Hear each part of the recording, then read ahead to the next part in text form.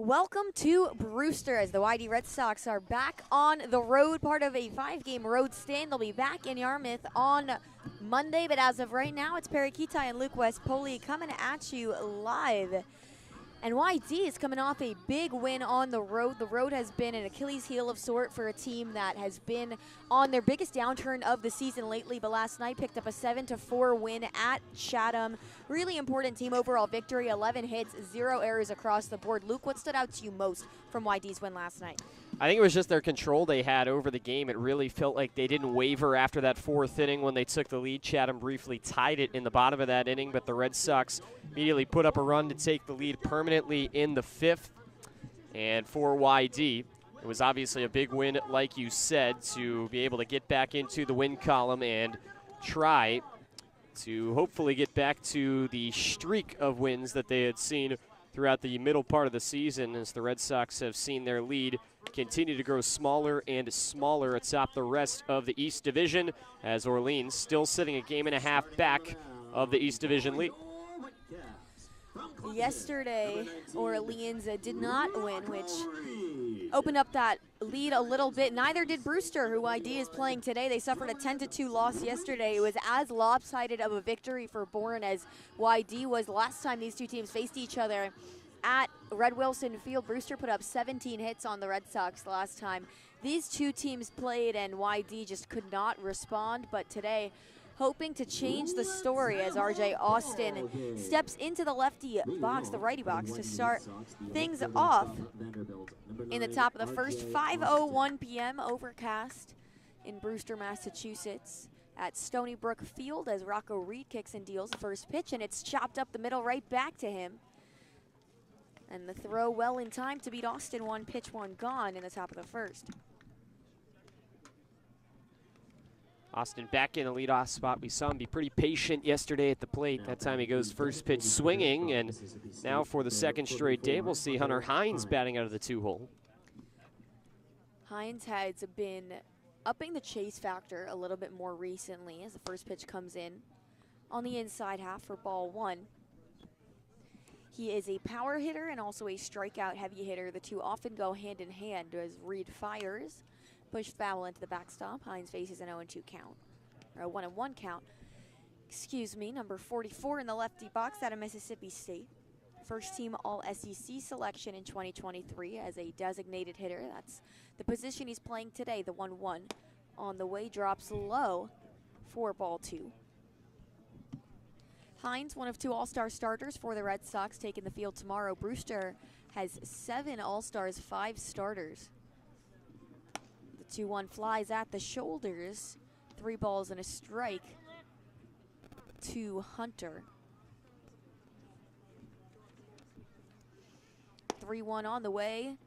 Called strike at the bottom of the zone. A late call as Hines was already starting to walk. Almost tossed his bat, but the count runs full. Lean back, slightly wiggling the bat, and the payoff is bumped foul towards his teammate Stafford in the on-deck circle. We'll do it again. Reed's moving really quickly. Another 3-2 on the way. Pushed foul once again as Hines continues to fight it off. Rocco Reed comes from Clemson, native of Greenville, South Carolina.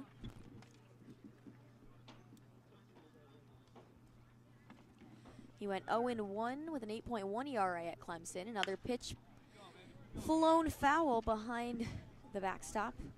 3rd foul ball in a row. Hines looking at the 9th pitch of this at-bat. Rare. We don't usually see Hines foul off this many pitches.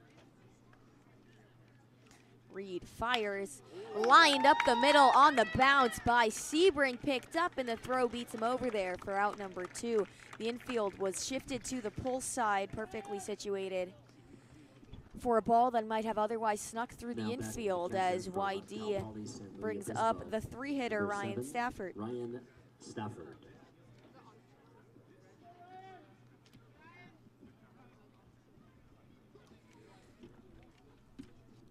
First pitch on the way to Stafford, pushed foul. Stafford, the catcher out of Cal Poly, San Luis Obispo. took a brief hiatus to play for the U.S. Collegiate National Team as ball 1 runs in on the hands. Counts 1-1 with 2 gone. YD looking for their first base runner. Rocco Reed looking to face the minimum here in the top of the first.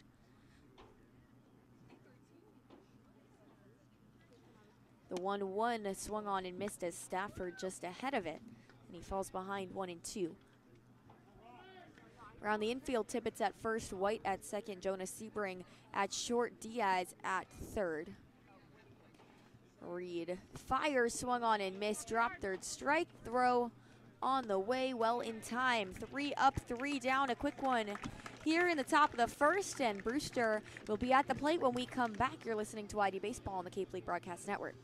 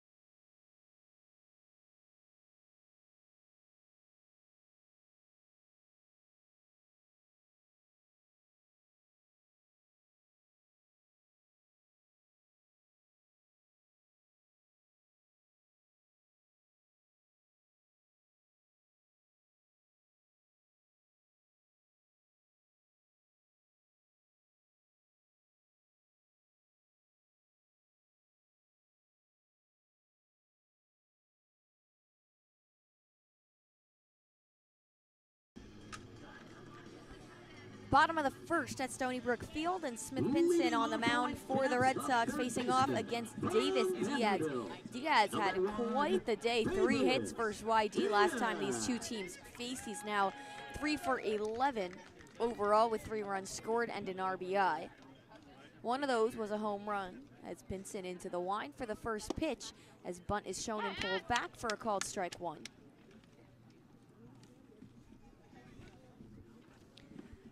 Smith Pinson, I believe, was an all-star snub. He's been stellar for YD all season. As the 0-1 comes in, bumped up into the shallow infield on the bounce, hops foul, and the count moves to 0-2.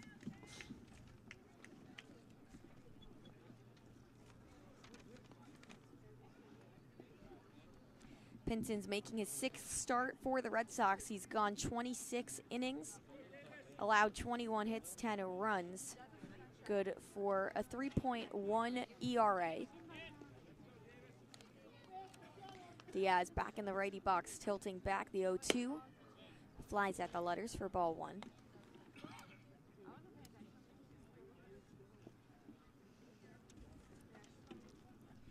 Diaz out of Vanderbilt. He's the leadoff, just as RJ Austin is the leadoff for the Red Sox. The 1-2 comes in, swung on and missed, strike 3. Pinson sends him back to the dugout.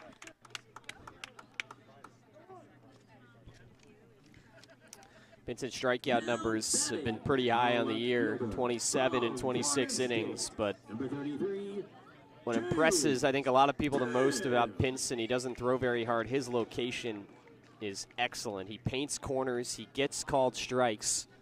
and he gets ahead in a lot of accounts because of it.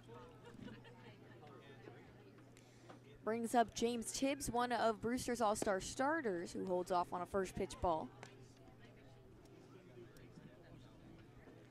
Tibbs plays at Florida State, native of Marietta, Georgia. The 1-0 comes in, grounded up towards first, and goes foul as Gleed scoops it up in foul territory. Count moves to 1-1 with one gone. Scoreless in the bottom of the first.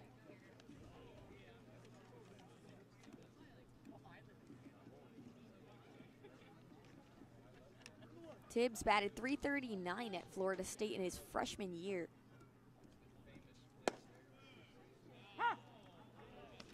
And a called strike 2 paints the outside half of the plate. He led Florida State with 17 home runs.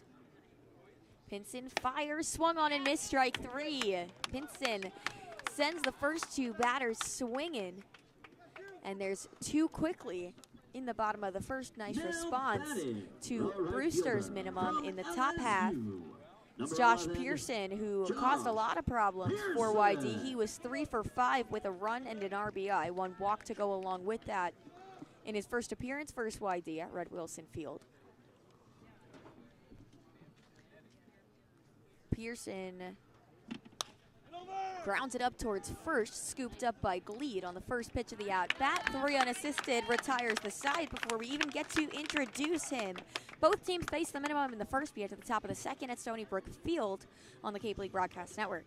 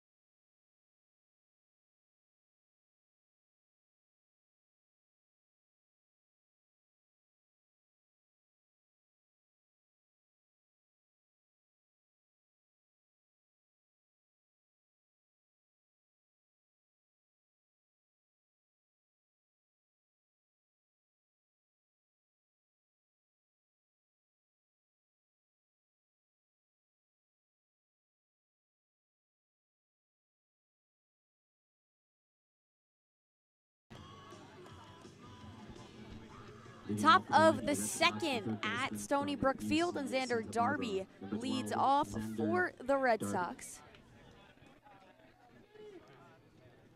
First pitch on the way to Darby is taken at the top of the zone for strike 1. The Gaucho out of UCSB standing tall in the royal blue accessories as always.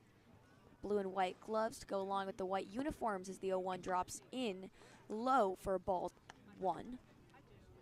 It's Red Shirt Friday in the Cape League, honoring those serving the United States. The home team wears red jerseys. The 1-1 bunt is shown and not laid down as Darby offers for strike 2.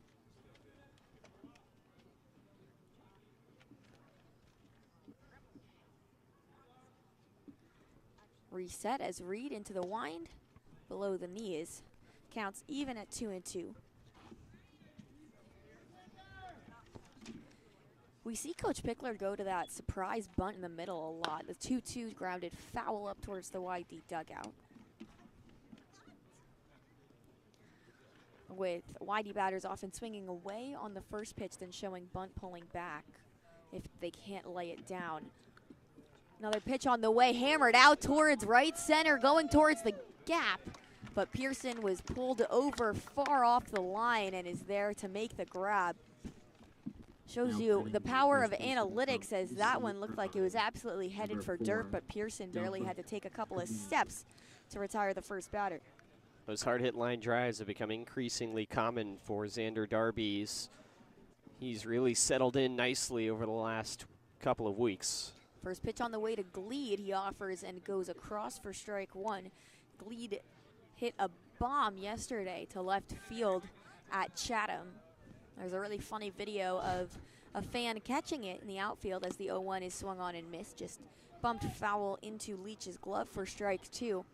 The fan made an incredible diving catch, but happened to accidentally run over a kid in the process. He gave the kid the ball as an apology. Reed fires the 0-2, and it's popped up foul and out of play, flown with a lot of power on it, but over that right field wall.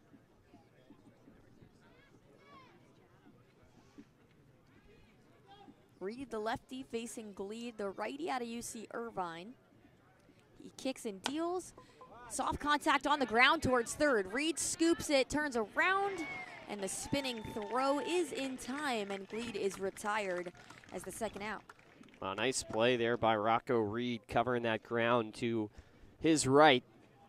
And his eye tracking that ball the whole way, and beat Gleed by a pretty significant amount of steps up the line. Braden Montgomery stepping into the righty box. He's still looking for his first hit as a member of the Whitey Red Sox. Joined the roster a couple days ago.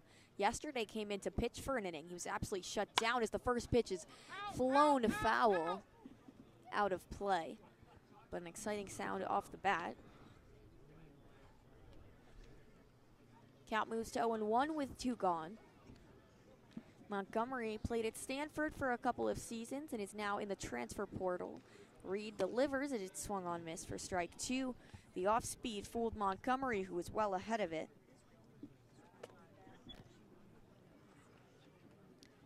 The 0-2 popped up foul again. Reed continues to hammer the zone as that one found the concessions shed.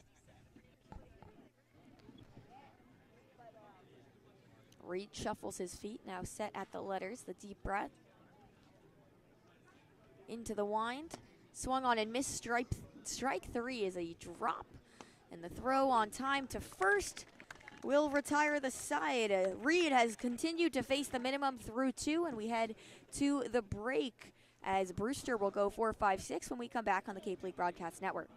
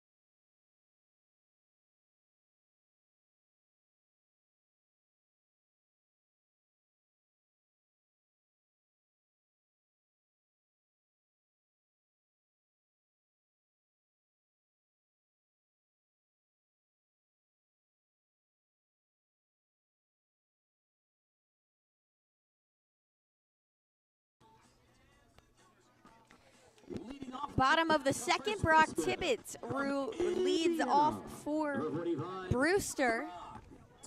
The first baseman out of Indiana stands at 6'4" in the righty box. He was a second-team All-Big Ten selection at first base. Pinson delivers the first pitch. Ripped out towards left field. Austin backed up on the line, makes the grab. Out number 1, 1 pitch, 1 out.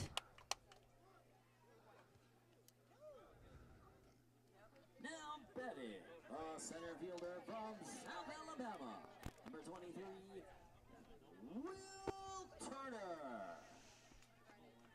Will Turner, a lefty sporting the white cleats with the rose gold accents shining through. White pinstripe pants, red jerseys.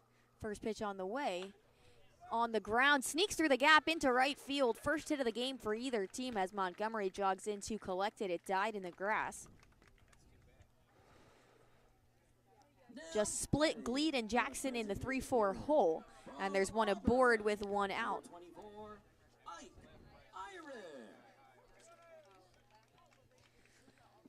Ike Irish up for his first time around, the designated hitter, starting the All-Star game tomorrow. Plays at Auburn. Pinson checks on the runner. Now fires. And ball one falls off the plate. Irish was a freshman All-American as a designated hitter, an SEC All-Freshman team selection. Just finished up his freshman year at Auburn. The 1-0 comes in. On the ground towards short. This could be two. Scoop, the only play towards first, is not in time as Irish legs it out down the line. Hardy couldn't beat him out. The grass here must be long, Luke, because these ground balls are just dying in the infield. Hardy was charging it, but Irish still beat him out. And there's runners on first and second after the infield single. Yeah, he got jammed. That one wasn't hit as hard as the last one, but yeah, still off the bat looked like it was going to be a pretty simple ball over to short for a double play, and ended up being a lot more complicated with that. Just got eaten up, and it was the right decision by Hardy to go to first. Irish legged out a ball that looked routine off the bat and turned out to be anything but. Mason White has two runners on.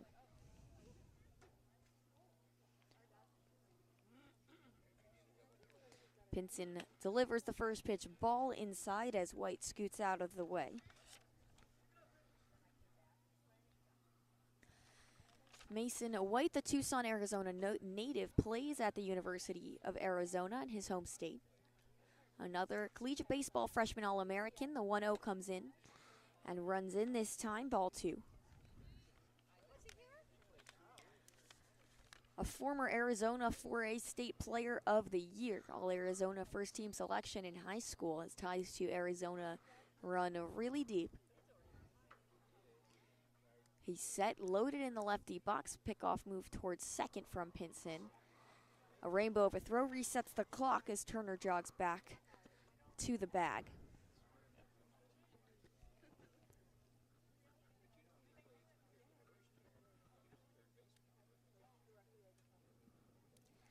Pitch on the way. Clips the top of the zone for strike one. White holds off.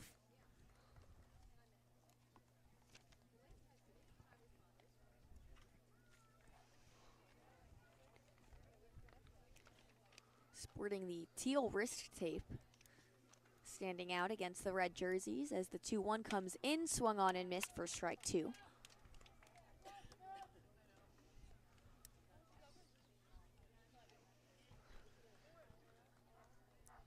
The YD infield slightly shifted to the pull side with Hardy over guarding the bag at second. Jackson between in his regular spot. Darby pulled slightly off the line on third. The outfield shifted as well as the 2-2 is popped foul and out of play.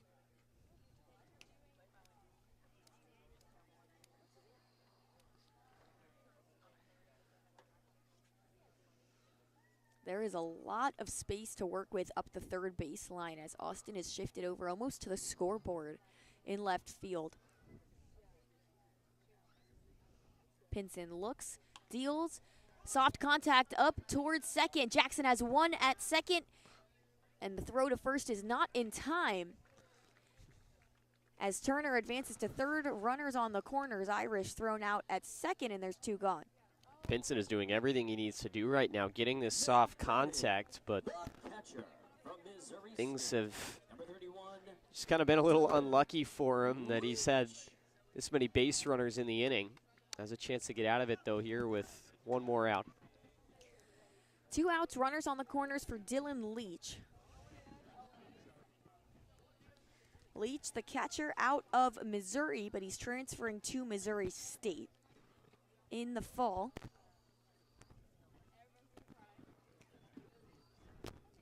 The The runners take their leads. Fresh count, first pitch on the way. Popped up towards left center field, coming over on it. Kling calls off Austin, but Austin ends up making the grab right in front of each other. And that will do it. Brewster strands 2, and we remain scoreless as we head to the top of the 3rd. You're listening to YD Baseball on the Cape League Broadcast Network.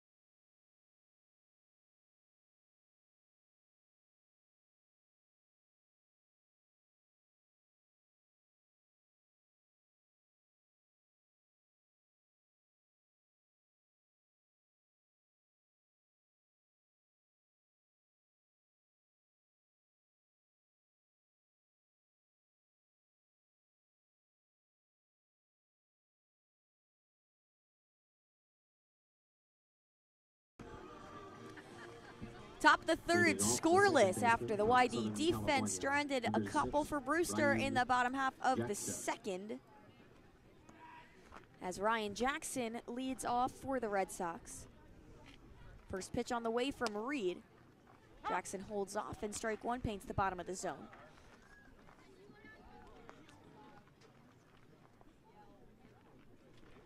Reed fires, Jackson goes swinging, strike 2. Looked like he might have tried to check that, almost a slow motion swing there from Jackson. Reed kicks and delivers. And the breaking ball just misses below for ball 1. A tough take works out for Jackson.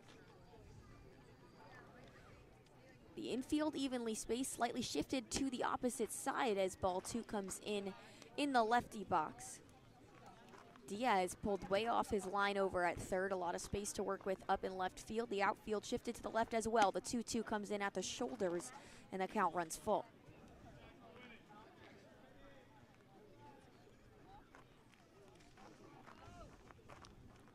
Lefty on righty matchup.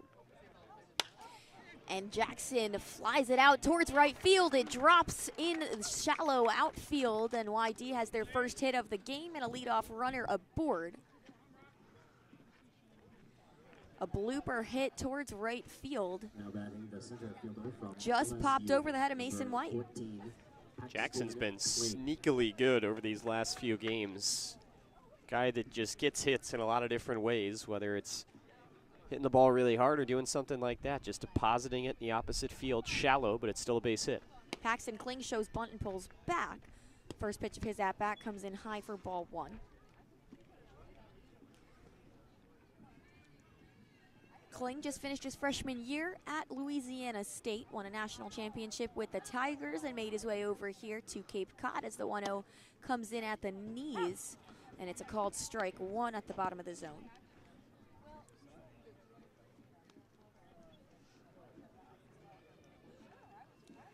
Reed, glove folded, now set, twisting the ball.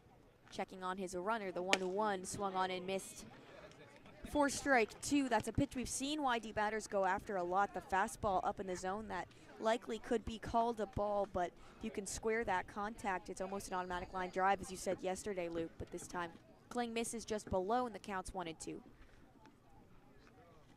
Jackson with a small lead. The pitch comes in high at the shoulders. Kling lays off this time.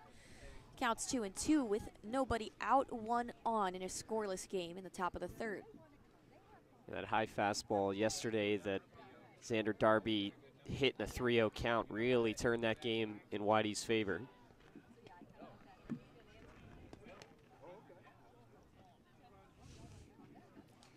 Pickoff move from Reed towards first. Jackson scampering back, no real threat.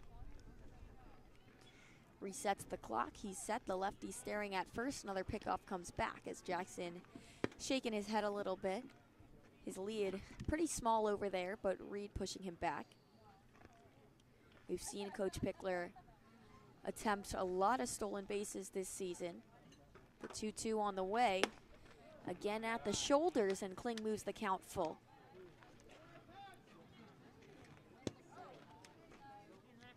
Really upping the pitch count on Reed. He's at 40 total pitches now through 2 innings. Done a good job to get the pitch count up considering they've only had 1 base runner so far. The payoff hit well out towards left field. Coming over in deep center is Will Turner at the warning track. 375 feet out there. That ball probably made it about 365 before Turner camped out under it. Good contact from Kling, can't fly out there far enough, and there's one gone.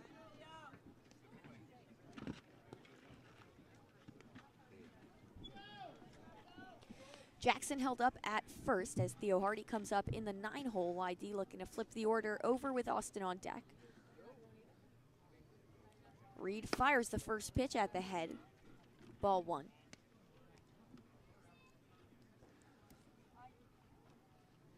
The stands are crowded, but it doesn't feel like the most packed day we've seen here at Brewster before. A few fans out behind the center field fence.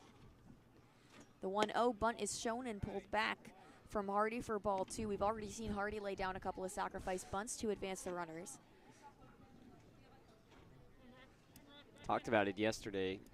Hardy, a guy that's due for a breakout at some point. 3 strikeouts through 20 at-bats. He's putting the ball in play a lot, but just 1 hit to show for it. The 2-0 comes in and is a called strike 1 at hip height. He takes signs from Coach Pickler. Jackson has not seen a pickoff attempt on first since those 2 in a row from Reed. 2 hits for Brewster, 1 for the Red Sox. Pitch count up at 43 for Rocco Reed as the 2-1 comes in and is lined over to second. The throw to Jackson is in time. And the runner is retired. Again, Luke, as you said, just unlucky. Hardy making good contact, but when you put it on a line to the second baseman, Jackson couldn't scamper back to first fast enough. And it's the 4-3 double play to end the inning. We head to the bottom of the third at Stony Brook Field on the Cape League Broadcast Network.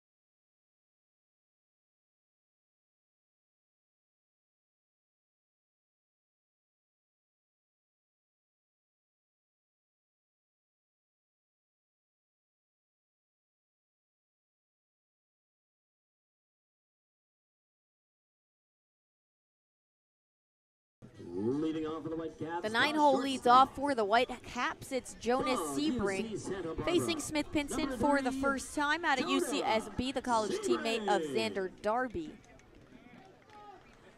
He steps into the righty box. He has on The black and teal gloves representing Brewster and those same royal blue cleats that we see on Darby as the first pitch drops in low for ball 1.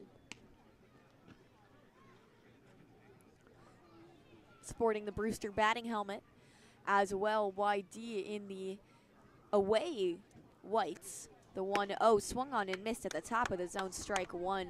Pinson just blew it by him. Pinson has been working up in the zone a lot, and he has gotten a lot of swing and miss on the high fastball up at the shoulders. The 1-1 called strike 2 on the breaking ball. Coming in on the batter, Sebring takes a hard look at our home plate umpire before resetting. And stepping back into the righty box, taps the plate once, now set, waving the bat above his head as Pinson delivers, spikes it in the dirt for ball 2.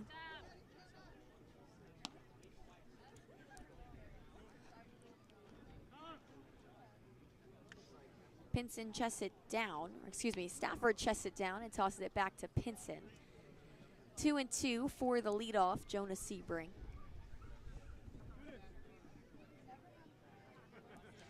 Sebring is hitless versus YD batters, or YD hitters, and swings and misses here on the breaking ball. A late lazy swing was just an attempt to foul it off, and he missed as Pinson gets another strikeout. He has been laying them on today. Number 1, Davis Diaz. Already up to 3 strikeouts here in the top of the third, the bottom of the third. Into the wind for the first pitch to Diaz. The breaking ball drops below the knees for ball 1. Diaz is 0 for 1 with a strikeout swinging. So after going with the fastball up a lot, we're starting to see that low breaking ball from Pinson. The 1-0 comes in at the waist. Called strike 1, counts 1-1 with 1 gone for Diaz. Tilted back, now loaded as the 1-1 comes in and runs in on the batter for ball 2. Even infield, Pinson has the glove in front of the face. Now the kick, and it's hammered foul. Oohs and ahs from the crowd at the power behind that swing, but it was sent far into the woods as the count moves to 2-2. The shoulder shrug now into the wind. Pitch on the way, soft contact towards third, and it bounces over Darby's head. It just took a really weird bounce off the dirt coming off the lip of the grass. Interesting to see if that'll be scored a hit or an error, because Darby was positioned to take it, and it just took the craziest bounce over his head. So Diaz gets the luck of the draw and ends up on first.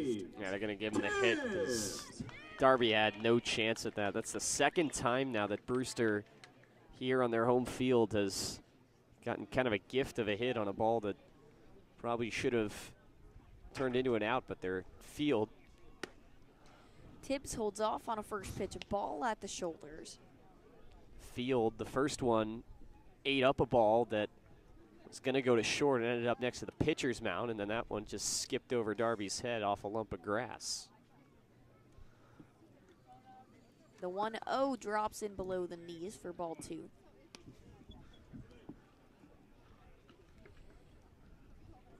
Pinson gets it back. There's such a noticeable difference between those breaking balls, probably in the mid to high 70s, low 80s, and the fastball up there in the lower 90s. Pitch comes in just off the plate for ball 3. Looked good from here, but our angle from the side makes it difficult to gauge where that ball crosses the plane. And Tibbs faces a 3-0 count with 1 gone, 1 aboard. Still scoreless here at Stony Brook Field. The infield is shifted to the pull side as the 3-0 down the center of the plate. Tibbs holds off. 3 balls and a strike. It's rare to see Pinson in a 3-0 count with the type of command that he has.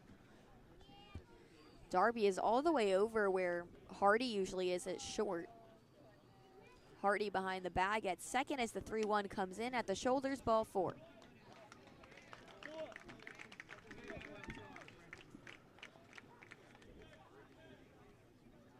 Now batting. Tibbs takes a base, bringing up Josh Pearson, who's 0 for 1 with a ground out, as Brewster threatens once again here in the bottom of the third.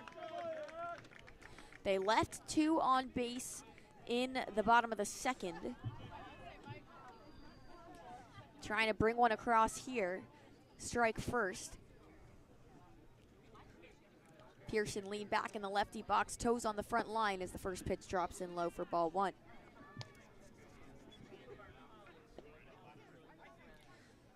Pinson grabs a pinch of the rosin bag. Hardy taking some signs with Darby.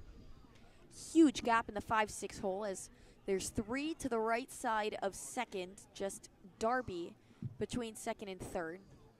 The 1-0 comes in and it's popped up sky high out towards center field. Kling sprinting in, got a late break on it, and he gets it on the run.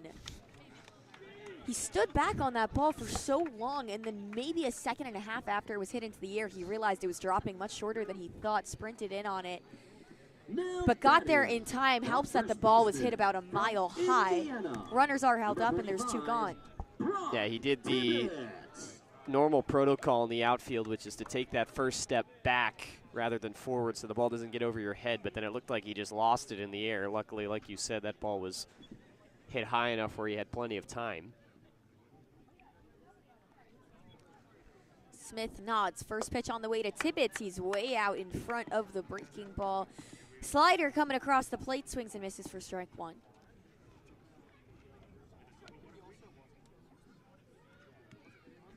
A little bit of movement on the flag, waving out in right field. Heading out towards the left as the 0-1 is on the way. Swung on and missed, but it gets past Tibbetts. It gets past Stafford behind the plate. It bounced off of home plate, so the runners advance. They're now on second and third with 2 gone.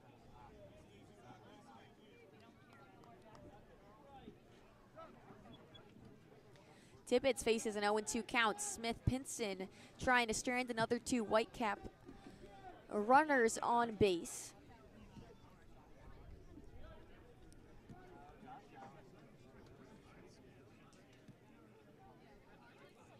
Set at the shoulders, he fires a little high for ball 1. Stafford nodding, he liked the pitch from the righty hurler out of Kennesaw State.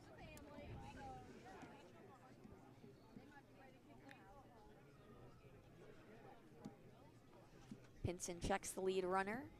Now the pitch on the way, on the ground up towards first. Soft contact, scoop by Gleed, and our second inning ended by a 3 unassisted as YD leaves 2 Brewster Whitecaps on base for the second inning in a row. Things stay scoreless as we head to the top of the 4th, moving quickly at Stony Brook Field. It's Perri, Kitei, and Luke West Poley on the Cape League Broadcast Network.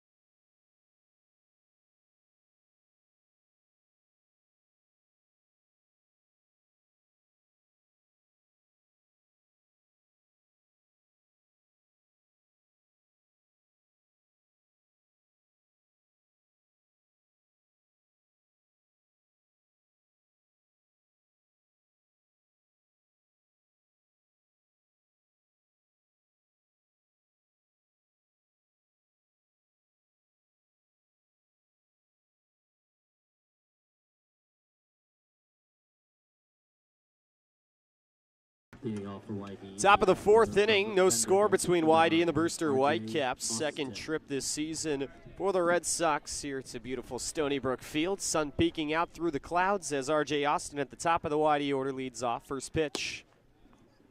Shuffles the bottom part of the zone for strike 1, framed up by Dylan Leach. Well, no balls and a strike to RJ Austin. Grounded out to the pitcher his first time, 0-1. Sinks down low. It's a ball and a strike. Austin went after the first pitch of his first at-bat. This time he takes a couple, has the count even. 1-1. Reed shakes one. Now he's into the windup. The pitch. Swing and a miss. The fastball by him. It's a ball and 2 strikes. Reed predominantly throws his fastball, which is a sinker in the low 90s from the left side.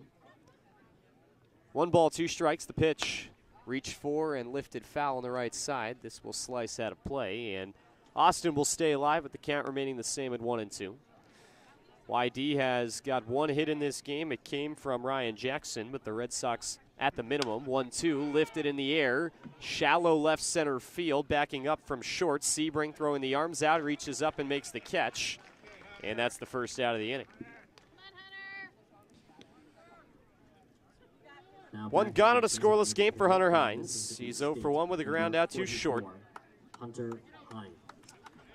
Hines yesterday grounded into a double play that brought in a run. He's got 34 runs batted in this season. First pitch on the way.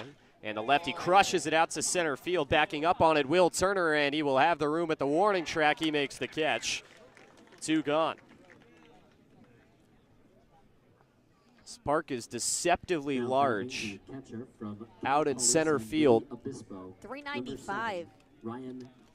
That one went at least 380. Stafford up to the plate now with the bases empty, 2 away. YD catcher sees the first pitch and takes a strike at the bottom part of the zone. Watched YD take batting practice here, and not a lot of balls were hit out at Stony Brook Field. No balls and a strike to Stafford. The wind in the pitch. Hide the letters. 1 ball, 1 strike.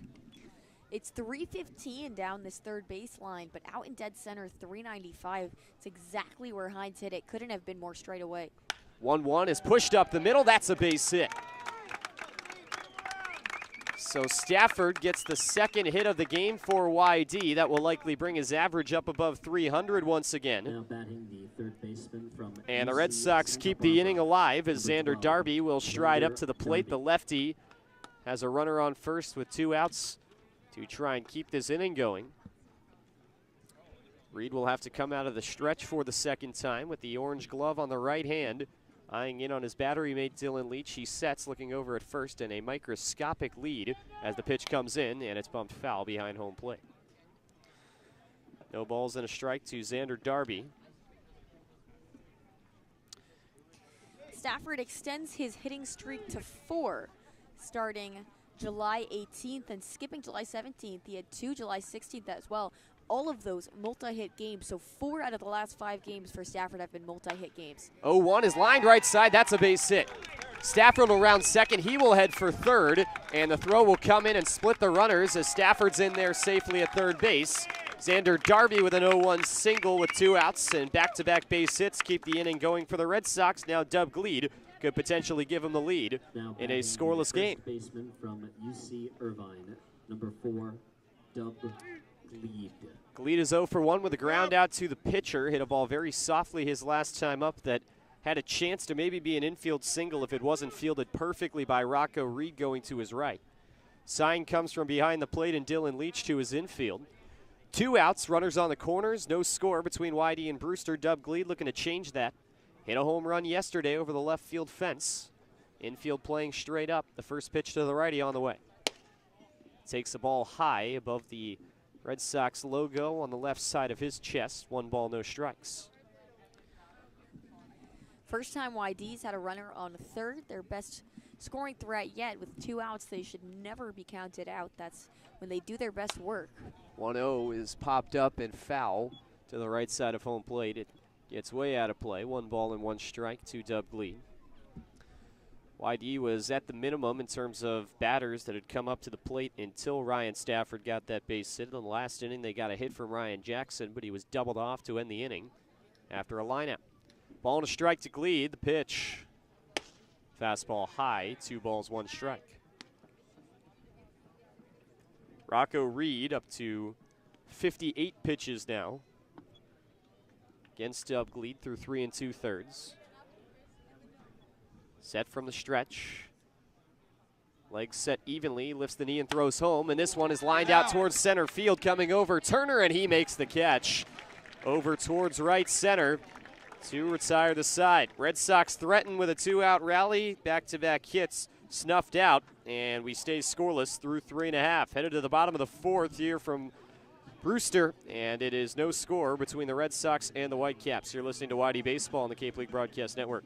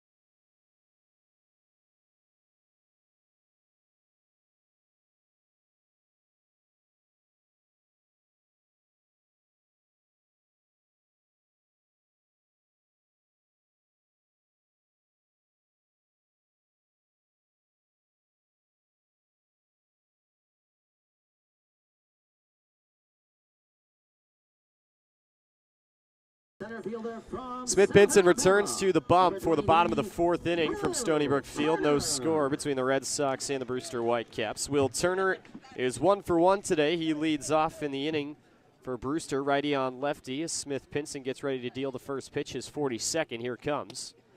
And it's a strike right over the heart of the plate, 0-1. Pinson has walked just one batter. He has fanned 3, given up 3 hits. None really, though, you could pin on him as the 0-1 comes in. Swing and a miss. Got it by him for strike 2. One of them did not leave the infield. One of them beat the shift for YD, and the other one hit the edge of the infield grass and skipped over the head of YD's third baseman, Xander Darby. 0-2, this one stroked out towards center field. Moseying back on it, Paxton Kling makes the catch on a ball hit on a line right at him. That's the first out of the inning. Brings up Ike Irish. He was on the back end of back-to-back hits in the second inning for Brewster. He is 1 for 1. Normally a catcher getting the DH call for this game. Auburn Tiger left-handed batter against Smith Pinson. Pinson with the glove over the face, winds, kicks, and throws. And this one is crushed out towards left field. R.J. Austin going back, and at the wall coming around it, it drops next to him. Off the wall and pulling into second base, Ike Irish has himself a one-out double. Ball that was flown up in the air. Austin looked like he lost it when the ball was probably 90% of the way down. He made his way to it, and it dropped right next to him and one-hopped the wall. Number 39, Mason White. That was a tough one to track through the air. It was curving a lot thanks to the side spin, but as you said, Luke, it looked like Austin lost it. By the time he saw it, he was running more towards his left, was too far towards center, and just couldn't get there in time as it dropped in front of the fence. Benson looks back at second with Mason White at the plate. The first pitch is spiked low. Nice squeeze and stop by Stafford. Ball 1. Also a gust of wind came in that pushed that ball a little more towards the left field foul pole. So Irish into scoring position with his second hit. 2 simpler parts of the cycle for him. Ball and no strikes. Runner on second, 1 out, no score between the Whitecaps and the Red Sox. 1-0 pitch to White. He slides out of the way and a pitch near the belt, 2-0. Brewster has retaken a hit lead in this game, 4-3. 2 hits in the second, 1 in the third, and 1 here in the fourth. Pinson set from the stretch, stumping his front toe over towards third base, looking back at second. Now he throws the 2-0. This one hit up in the air towards left field. Austin takes 2 steps back, looks to be camped, and he makes the catch. No chance for Irish to tag. He will head back to second base, and there are 2 gone in the bottom of the fourth. Now batting, the catcher from Missouri State. Brings up the catcher, Dylan Leach. Fly out to left for him on the day. So we remain scoreless with 2 away in the bottom of the fourth inning. Runner on second for yet another left-handed hitter for Jamie Shevchek's club.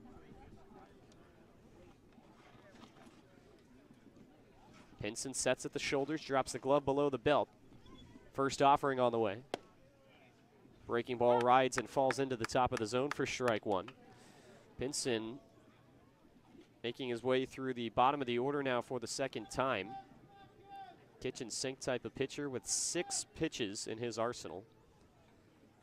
He's back at second, now home. 0-1. Breaking ball slides away. 1 ball, 1 strike. Pinson has excellent command.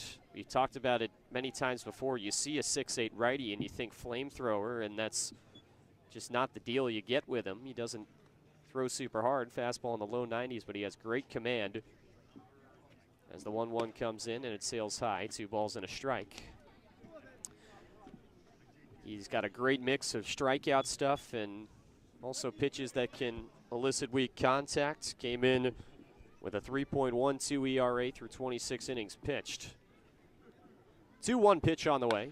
And this one lined out towards right field, coming over on it, Montgomery, and he makes the catch on his left hip to end the inning. The 1-out double for Mike Irish is stranded in scoring position as we are still tied up 0-0 from Stony Brook Field between the Red Sox and the Brewster Whitecaps. Headed to the 5th when we return. You're listening to YD Baseball on the Cape League Broadcast Network.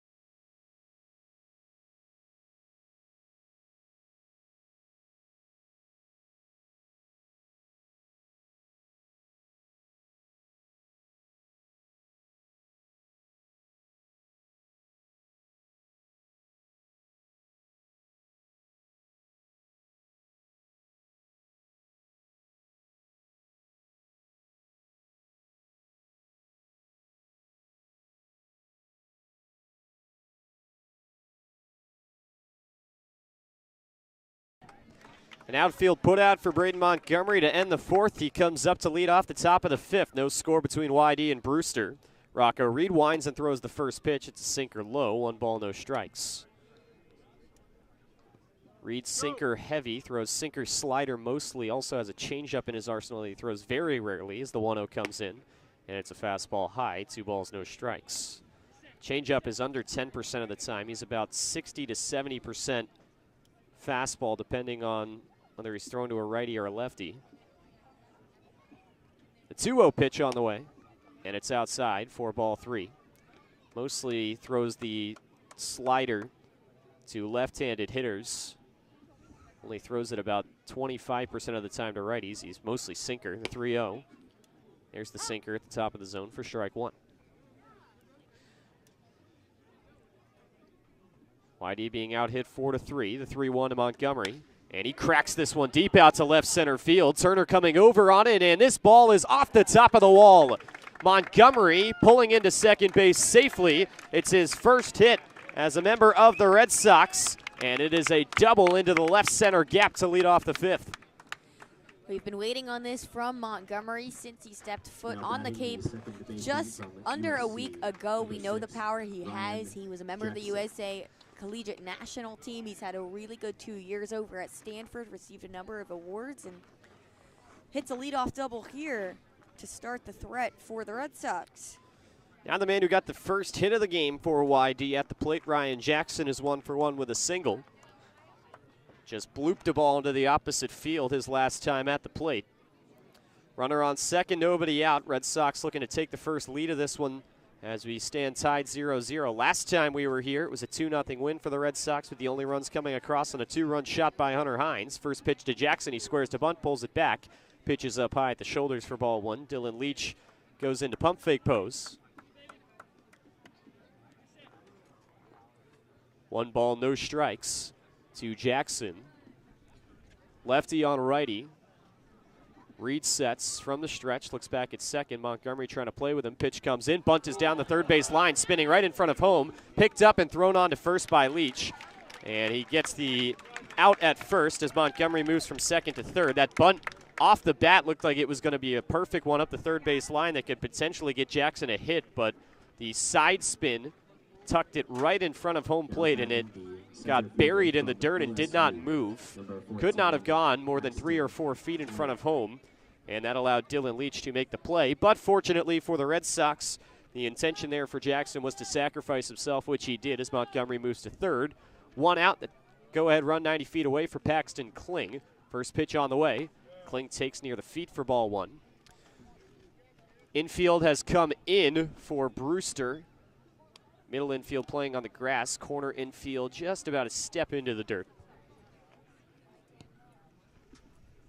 Kling is 0 for 1 with a fly out to center. If he could do the same again, he would likely give YD the lead. 1-0 pitch to the LSU Tiger. He squares to bunt and pulls it back. The pitch rides up and in on him. It trickles out of the glove of Dylan Leach, but he quickly gets to it. No chance for Montgomery to advance. Paxton Kling ahead in the count 2-0. He looks over to Scott Pickler at third base for a sign. Kling hitting 178 coming into this one with a home run and 2 batted in. Ahead 2-0, the pitch. High at the shoulders for ball 3.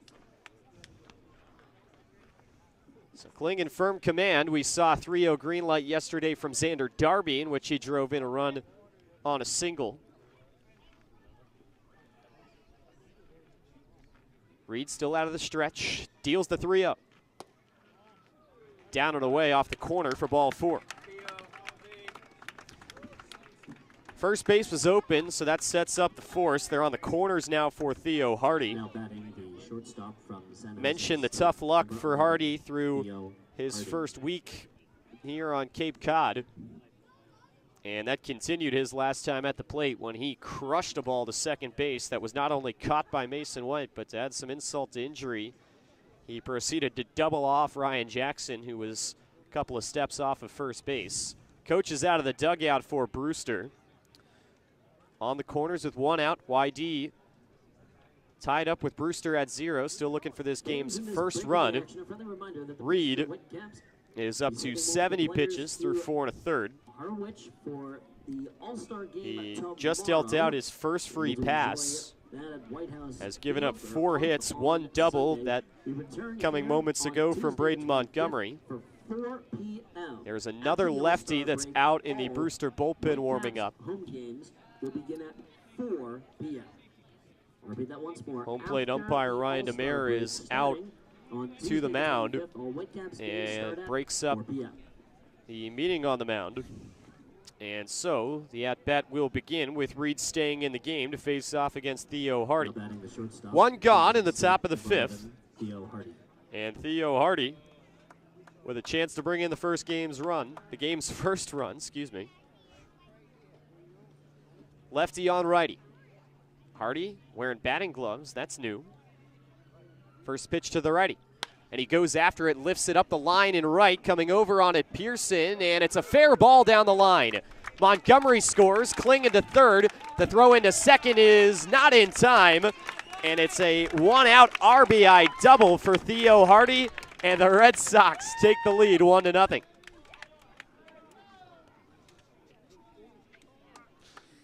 Perfectly placed from Theo Hardy. Can't ask for anything better than that. YD runners on second and third as they take the lead 1-0, and RJ Austin's up. The force isn't in play for the inning-ending double play, so there's another mound meeting, and it looks like it might be the day for Rocco Reed.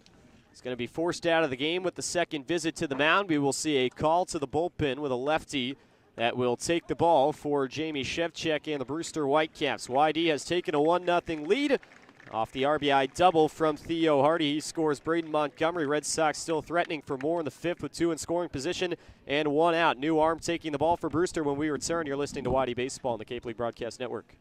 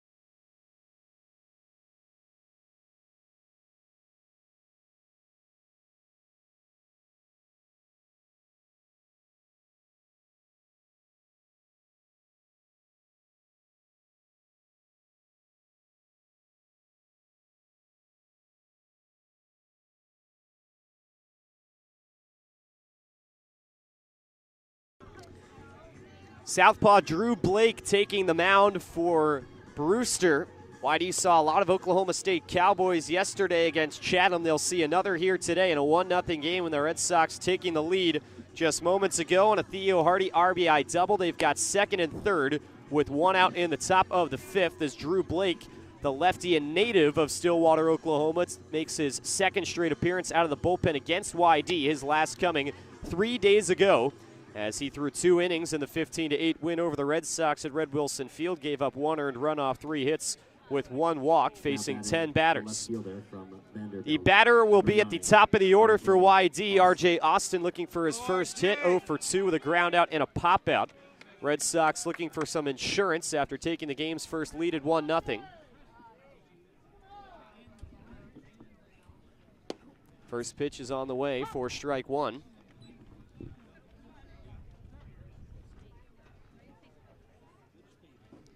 No balls and 1 strike. Austin tapping on home plate with the new cotton candy bat, pink barrel and a blue handle for him. The 0-1 pitch. Swing and a miss. Went after the breaking ball down, got a piece of it. Still ended up in the glove behind the plate of Dylan Leach. RJ Austin down 0-2. Still out of the stretch. Blake sets, kicks, and throws. Breaking ball is hammered out towards center field, charging in. The catch made on a hop by Will Turner. Runner tagging for the plate. The throw is cut off. Paxton Kling scores. Theo Hardy remains on second base, but it's a sac fly for RJ Austin. And he brings in a run to make it 2-0 Red Sox, now with 2 gone in the top of the 5th. Center field has been a graveyard today for YD batters. They've had some really good contact going out there, but Will Turner's been all over it. But Austin just doing what he needs to do. Gets it far enough for Kling to score, and YD extends their lead. It's 2-0. So now Hunter Hines looking for his first hit. Runner on second, 2 away, 2-0 Red Sox. First pitch on the way. And Hines blasts this one out towards right field. Pearson going back at the wall, and it is out of here. Hunter Hines with his 10th home run of the season. It's a 2-run shot in the top of the 5th, and YD tacks on 2 more to their lead, doubling it to 4-0. You know, Luke, I had a gut feeling after the last at-bat when I thought it was his 10th home run and instead it was caught in center field, that this one, it was his time. We've been waiting for it. It's been the biggest gap between Hunter Hines home runs we've had all season, but here he is, the first to double digits across the lead, just getting his practice in for the home run hitting contest in which he will be participating at the All-Star game tomorrow. First pitch is outside to Ryan Stafford. Hines continuing to lead the league in home runs and extends upon it, moving into double digits at 10. 1-0 pitch to Stafford. He takes low, 2 balls, no strikes. Red Sox have taken hold of this game in the top of the 5th. 4-0 YD. Red Sox on a roll. The pitch to Stafford, and he takes high and away. 3 balls, no strikes from Drew Blake. I say it once, I'll say it again. Red Sox do the most damage on 2 outs. It's what makes them the most exciting team. 3-0 is outside ball 4. The rally continues as Ryan Stafford works the 4-pitch walk. Drew Blake around the zone following the home run. And now Xander Darby will come in to hit for the Red Sox. Runner on first, 2 down. Darby is 1 for 2. Lefty on lefty. Xander gets ready in the box. The first pitch is a looping breaking ball that clips the top of the zone for strike 1. Red Sox up to 6 hits, and they have put up a 4 spot here in the 5th as they lead 4-0. Wind gusting out towards left field, the 0-1. A breaking ball check swing and a called strike 2 over the outer half, 0-2.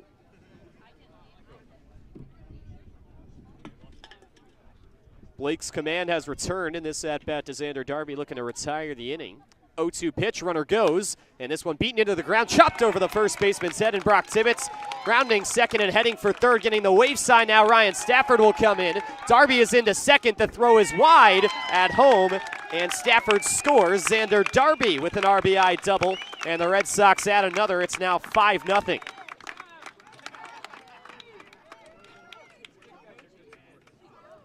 Just a rollover chopper to first base, and it hopped right over Brock Tibbetts' head and all the way into the corner on the right side. Now batting the first baseman from UC. And the rally continues for YD. Still a chance for more with a runner in scoring position.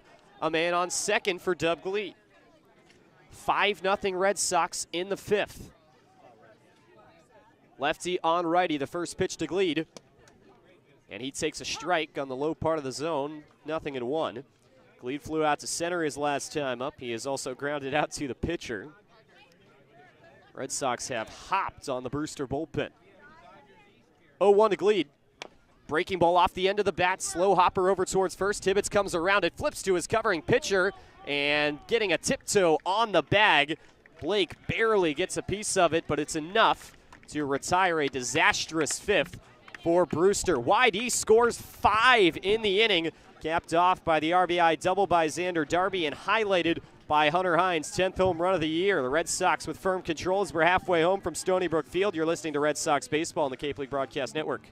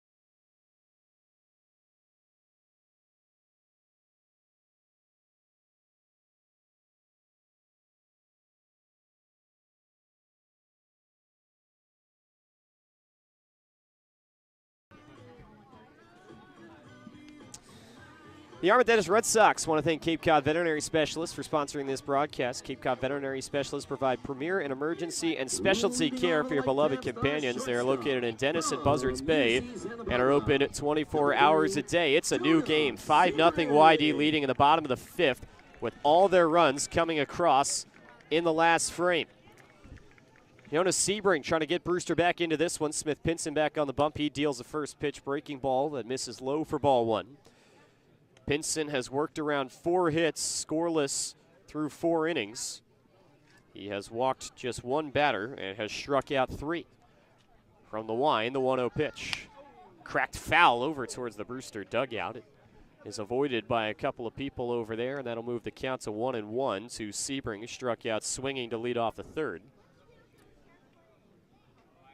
5 runs coming across for the Red Sox off of 4 hits. The 1-1 offering on the way. Lifted up in the air and out of play on the right side. Raised the sights there, got him to pop it up, but it escapes the reaches of Stony Brook Field, and it's 1-2 for the Red Sox in the last inning. 4 hits, all of the extra base variety. 3 doubles and a home run. Ball and 2 strikes, the count to Jonas Sebring. Pinson kicks and deals. Swing and a miss. A breaking ball. He got a piece of it, but it's tapped into the glove of Ryan Stafford behind the plate. Pinson gets his 4th strikeout. That'll flip the lineup over in the bottom of the 5th. 1 out and nobody on for Davis Diaz. Pinson's on fire. Just 55 total pitches through 4 1/3 innings. He's been keeping it low, allowing him to come back out here. It's going to be good for the longevity of the bullpen coming in later. First pitch on the way from Pinson, and it breaks inside for ball 1. Pinson has been a guy that's built up some good longevity over the course of this season in a starting role after being mostly a bullpen guy for the Kennesaw State Owls in the spring. 1-0. Burns the low part of the zone on the breaking ball. Just got a piece of it before dropping below the zone after crossing the plate. It's a ball and a strike to Davis Diaz, the Vanderbilt Commodore. Bases are empty in a 5-0 game led by YD. Pinson brings the back foot forward and now swings, and it's a chopper over towards third base. Charging in on it, Darby throws a seed to first, and it's in time for the 2nd out of the inning. It's almost like you could see the thought process across his face as he waited back on it for a second and then realized it was hitting the grass, and we haven't seen that go too well today. Charged in on it, threw it on a line, and beat the runner by a couple of steps. So now James Tibbs trying to prevent a 1-2-3 inning. Brewster hasn't had one of those since the first. Bases empty, 2 gone, righty on lefty. Pinson winds, kicks, throws. Breaking ball, call it strike on the inner half of the plate. Really good frame by Ryan Stafford on that off-speed pitch. 0-1 to Tibbs. 0 for 1 with a walk, the only walk that Pinson has dealt out in this game. No balls and a strike, the pitch. Same pitch, same spot, same result, strike 2. YD shifted with 3 on the right side of the infield. Backed up, Ryan Jackson is in shallow right. 0-2 to James Tibbs. Pinson fires, and this one is lined over on the ground towards second, fielding it in shallow right. Jackson throws on to first to Dub lead, and it's in time. A 1-2-3 inning in the bottom of the 5th. The Red Sox have firm command of this game. They lead 5-0 as we head to the 6th. You're listening to Red Sox Baseball on the Cape League Broadcast Network.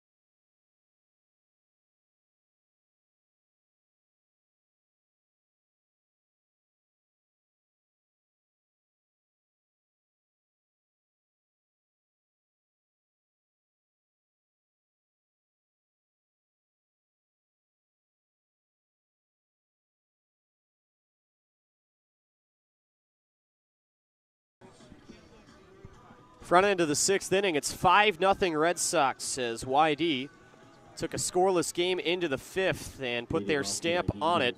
Red Sox batted around in the 5th, and so Braden Montgomery will lead off for the 2nd straight inning.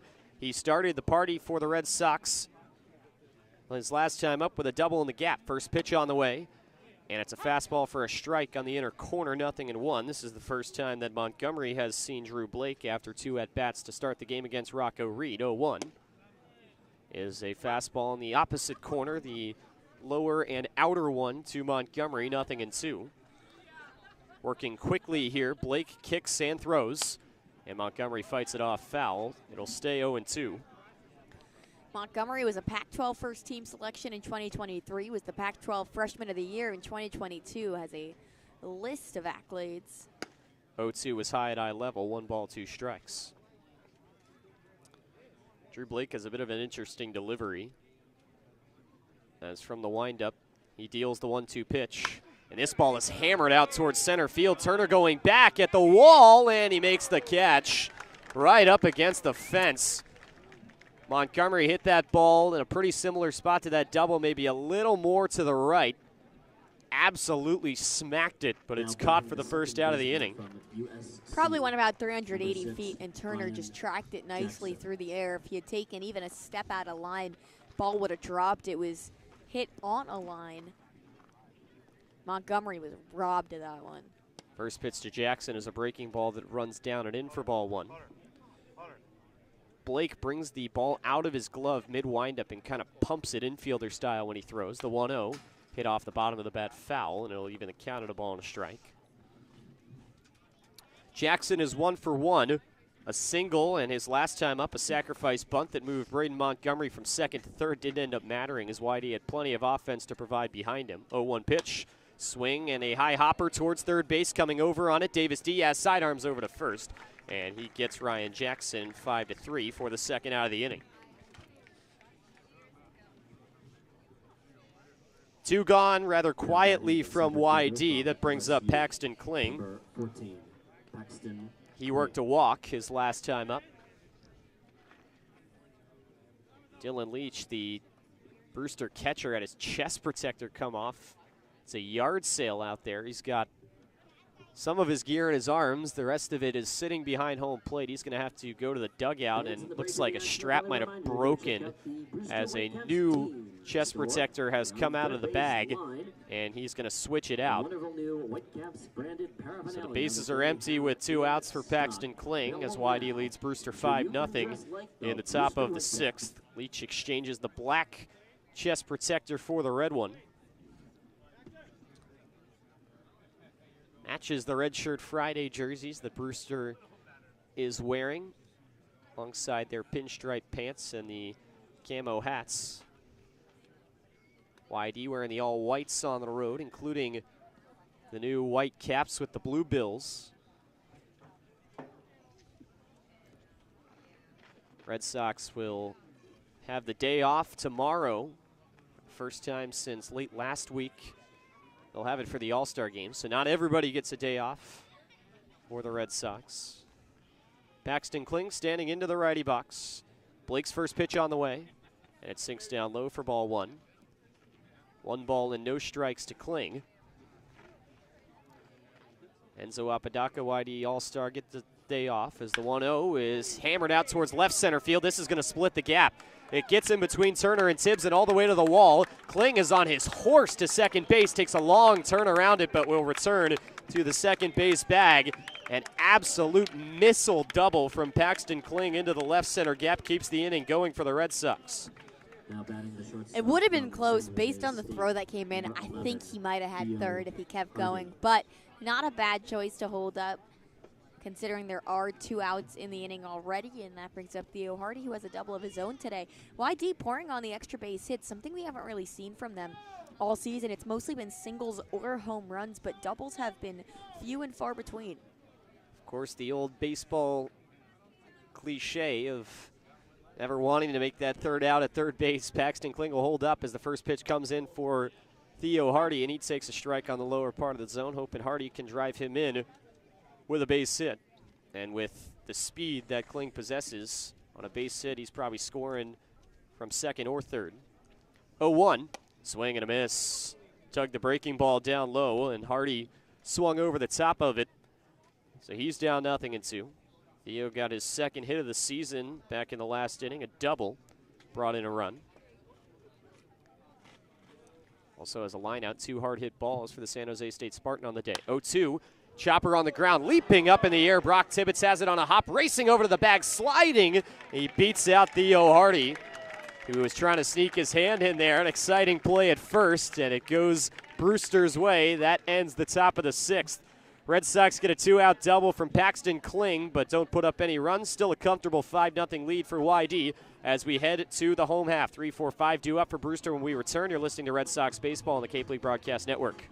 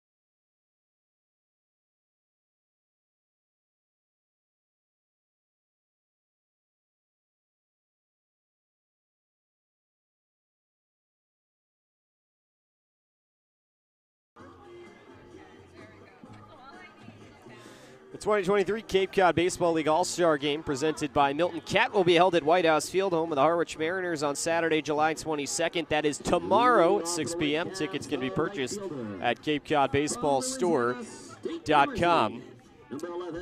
Three-hitter Josh Pearson leading off in a 5-0 game. Red Sox leading the Brewster Whitecaps as YD looks to pick up their second straight win. Pearson is 0 for 2, and Smith Pinson, who's thrown just 62 pitches, returns to the mound. From the wind, the kick, the pitch. A breaking ball flipped in there for strike one. Pinson has been dealing with the pace being just over 12 pitches per inning for Pinson thus far. The 0-1 offering is a fastball, and it's strike two. A really nice frame by Ryan Stafford that time. Makes it 0-2. Three-man on the right side shift for YD as Hardy and Darby switch places with 2 strikes. The 0-2. Fastball way up high above the head of Josh Pearson. Also outside in the other batter's box. It's 1-2. Pinson got through the last inning 1-2-3. Has shown no signs of slowing down. 1-2 pitch. Breaking ball in the dirt, and Pearson lays off. That evens the count at 2-2. Pearson came in as one of Brewster's top hitters, hitting .357. He's grounded out to first base and flown out to center in this game. One of Brewster's top defenders as well. He had a play that was number 10 in its SportsCenter top 10 last week. It was a home run robbery, over the shoulder grab. 2-2 pitch comes in, and he rolls it over to first. It's scooped up by Gleed. He'll put up the stop sign to Pinson once more, and it's his third step on first base for the 3 unassisted putout in this game. That's the first out of the 6th. And that will bring up Brock Tibbetts. Cape League has been well represented on the SportsCenter top 10 this season. I believe there have been 3 or maybe even 4 plays that have made it since the beginning of the summer. Tibbetts is 0 for 2. Bases empty, 1 out. YD still up 5. First pitch on the way to the righty. And the Hoosier takes strike 1 in the inner corner. Tibbetts will step back in. Righty on righty. Pinson bouncing the knee, fires in the 0-1, and it misses underneath the zone. A ball and a strike. Cloud peeking, or sun rather, peeking out through the clouds. Lightly painting the sky here from Brewster. 1-1 offering from Pinson. Cracked foul on the ground. Third base side. That'll travel all the way up to the Brewster bullpen. It's a ball and 2 strikes. It's the first time we've really seen the sun today, as it's peeking through in the corner of our eyes. Hayes the field is halfway in shade, halfway in sun. Yeah, Hayes has been over Cape Cod for the last couple of days, it's felt like. Pinson's 1-2 on the way. Swing and a miss. Breaking ball down low. Filthy stuff from Smith. He collects the strikeout and retires the first 2 Brewster batters in the bottom of the 6th inning. Fifth strikeout of the day for Pinson, who has still held Brewster scoreless now, up to 70 pitches through 5 2/3. Will Turner is 1 for 2. Pinson throws a first pitch. The bunt is squared. He pulls it back as the pitch misses up high for ball 1. Mentioned Pinson's 6 pitches, and one of the things that you'd think makes his longevity so good is that he's really hard to figure out because of those 6 pitches. Every time you think you've figured out one of his pitches, he throws you a different one. The 1-0, swing and a miss. Fastball by him there for strike 1. Turner flew out his last time up to lead off the 4th. Base is empty, 2 away in the bottom of the 6th. 5-0 YD, the 1-1 pitch. High it had level, 2 balls and a strike. Pinson out of Kennesaw State. On pace to become a strong prospect for next year's draft. The 2-1 pitch, swing and a miss. It's a fastball by him again, and Turner late on it. Has the count even at 2-2. Pinson trying to become a father-son duo to get drafted next year as the 2-2 comes in, and it's taken high for ball 3. Father was picked by the New York Mets. A rare full count we've seen with the economical pitch count from Smith Pinson. 3-2 with 2 outs to Turner. The payoff pitch just inside, ball 4.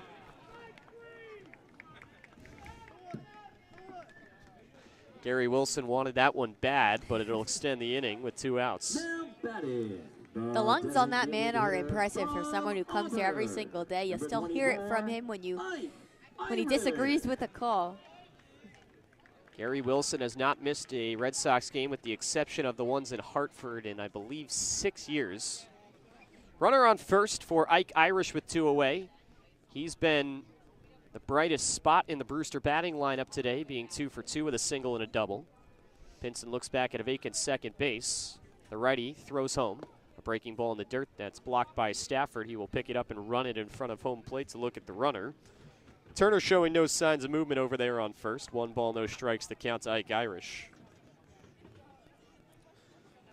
Brewster trying to cut into a 5-0 YD lead. The only time these two teams have met here, the Red Sox shut them out. 1-0. Breaking ball inside. 2 balls, no strikes. Pinson's slider there just brought it off the inner corner. Another rare time today that Pinson has been behind in a count. Lead is very small on first from Turner as the 2-0 pitch comes in, and it's hit on the ground up the middle. It's off the leg of Smith Pinson. Stafford bare hands, and he's got no play. Now the throw to second, and he overran the bag. Turner is thrown out after he rounded second base, and that ends the inning. How about that? YD continuing to get the breaks going their way as Turner is thrown out, and Smith Pinson gets through 6 innings scoreless, stranding a man on base as we head to the 7th. 5-0 YD. You're listening to Red Sox Baseball on the Cape League Broadcast Network.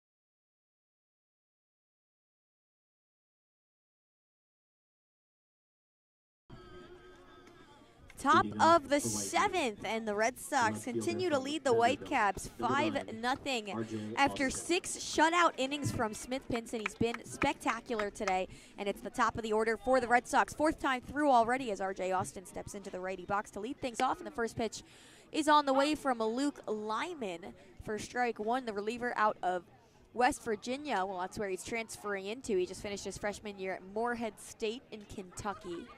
The 0-1 just bumped foul, might have hit off his foot as the count moves to 0-2. Hunter Hines on deck, a home run for him on the day already. Lyman spinning it behind his back, now into the glove at the shoulders.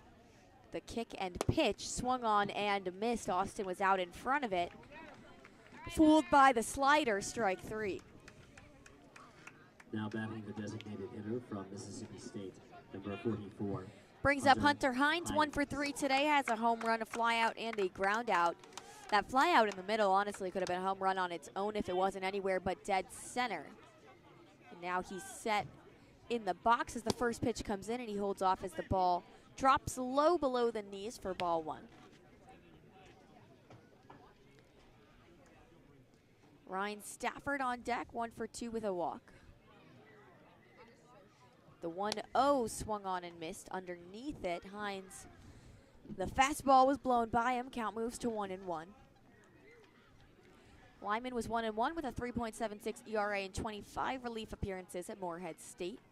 As the 1-1 drops low again, and Hines holds off, disciplined at the plate today. Haven't seen a strikeout from him yet. Lyman was recently activated. This is his Cape League debut.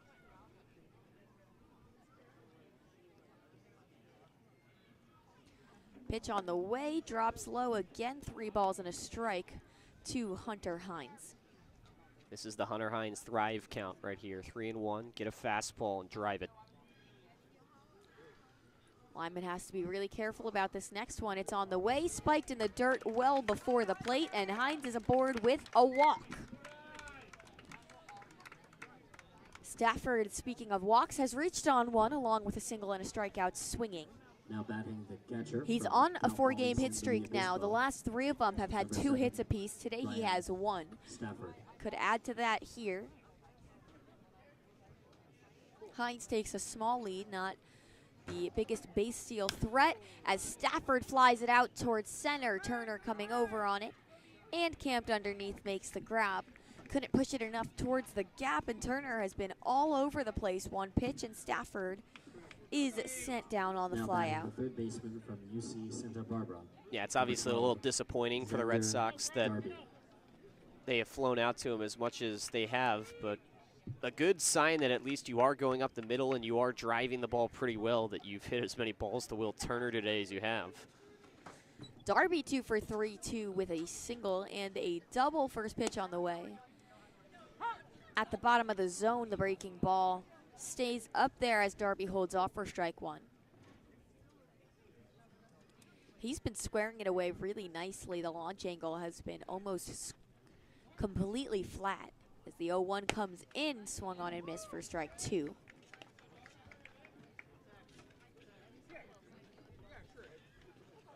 Darby steps out of the box and takes a deep breath. 1 practice hack to reset himself. Sweeps the tan and brown bat below his knees a couple of times. Now set, gold sticker on the bat as the 0-2 comes in just off the plate, ball 1. Dub Gleed on deck if it gets there. Red Sox lead 5-0 in the top of the 7th. Lyman working out of the stretch with Hines on first base. Checks over there quickly, now set at the letters. The kick and deal, low ball 2.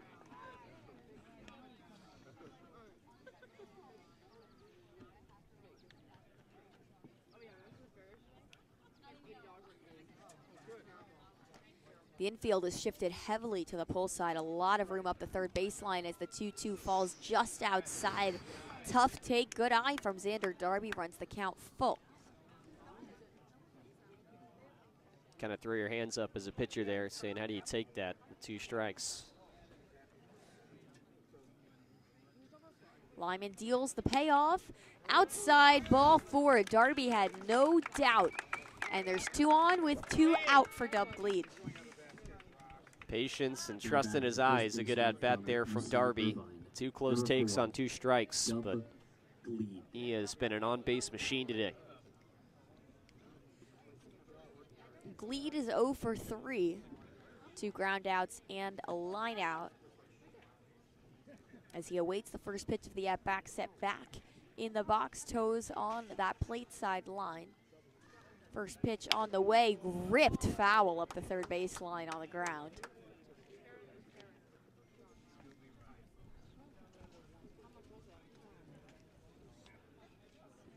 Counts 0-1 as the runners return to the bag. Glebe got every piece of that, just turned on it too far. Lyman is set, checks his runners, now deals. And ball 1 runs in on the hands as the count evens at 1. 8 hits for the Sox, 5 for Brewster. No errors for either team. Braden Montgomery on deck as the 1-1 bounces in the dirt for ball 2.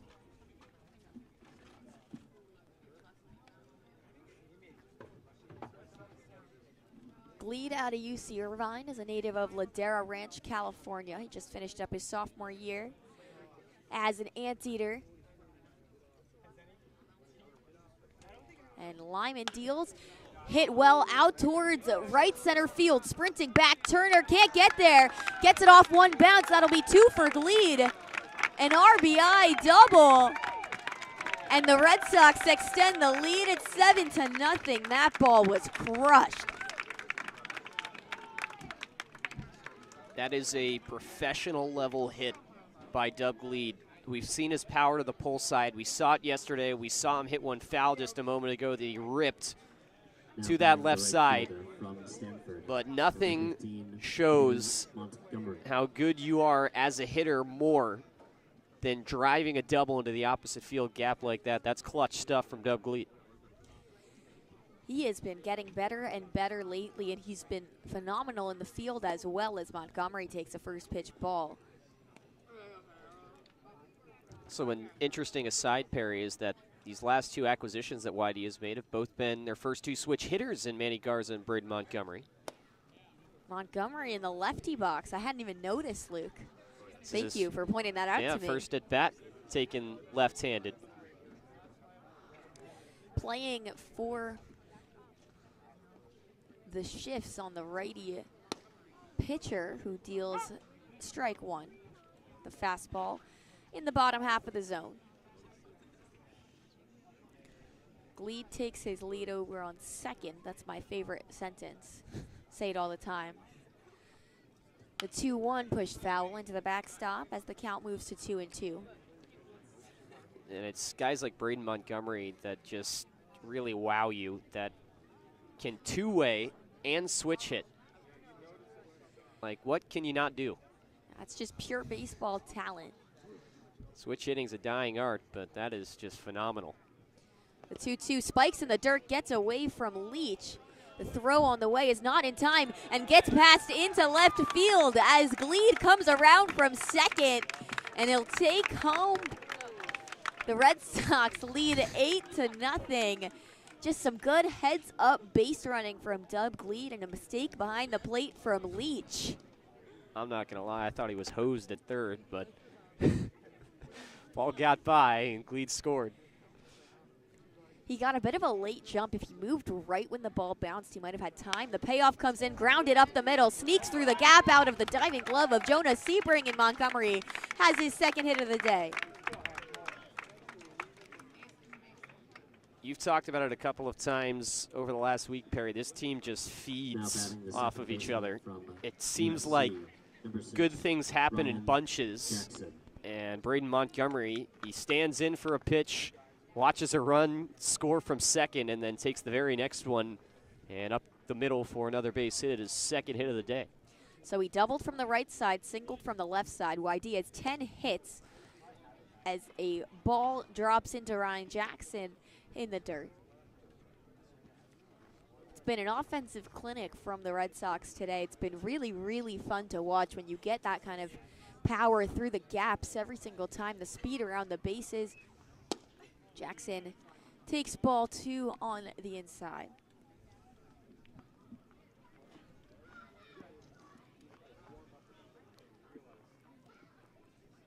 With an 8-0 lead, YD is really looking good heading into the back half. The 2-0 comes in off the plate, ball 3. Jackson has a single, a sacrifice bunt, and a ground out. And there will be a meeting on the mound as a coach comes out of the dugout to chat with Lyman. It's just the first meeting, so we might not see the day end yet. With 2 outs, I'm sure they want to extend Lyman as long as he can possibly go. But with the game this far out of hand now, Brewster is not trying to burn those arms in the bullpen. Yeah, and you'd also like to see, I mean, Lyman's already thrown 28 pitches, so I guess you've probably seen as much as maybe you'd want to. But they are going to leave him in the game. Maybe just test his confidence a little bit, see how he reacts after, you know, giving up an extra base hit, some bad luck maybe doesn't go his way, and this inning has been prolonged a little bit. See how he can react to some adversity here in the 7th. 3-0 count to Jackson. Lyman set at the letters. He kicks and fires. Strike 1. The fastball burns the bottom part of the zone. And it won't be a 4-pitch walk. Montgomery takes the lead at first. The sun has dropped below the clouds. It's overcast, darkening. The 3-1 drops low, ball 4. Jackson takes a base. Runners on first and second for Paxton Kling.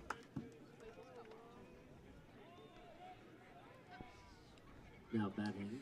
Kling has a double today. Could have been a triple maybe, but with 2 outs on, holds back on that attempt at third. 10 hits now for the Red Sox. 8-0 in the top of the 7th. And runners on first and second as the first pitch comes in at the knee, strike 1.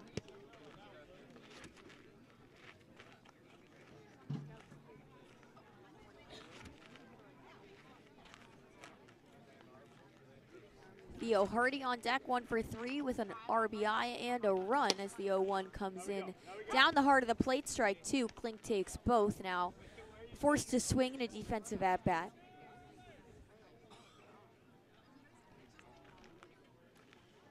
Lyman trying to close out an inning where the Red Sox have already put up a 3 spot, trying to prevent it with 2 runners aboard. The 0-2 well off the plate, taken by Kling for ball 1.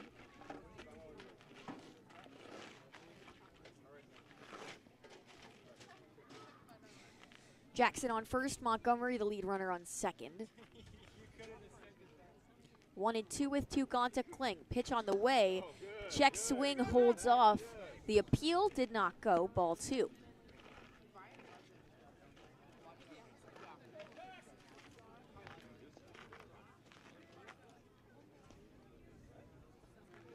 Lyman takes a noticeably deep breath, spinning the ball behind his back. Now set in the gloves, brings it over his face, checks the lead runner into the motion. The 2-2 check swing just bumped foul. And Kling stays alive. I think it might have hit him in the leg as he takes a couple of steps to walk it off.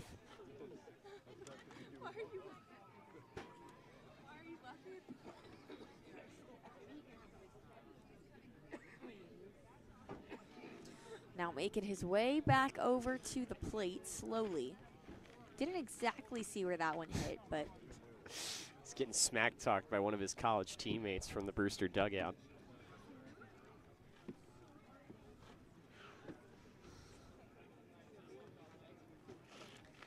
He's now back. Count still at 2-2 with 2 gone, 2 on.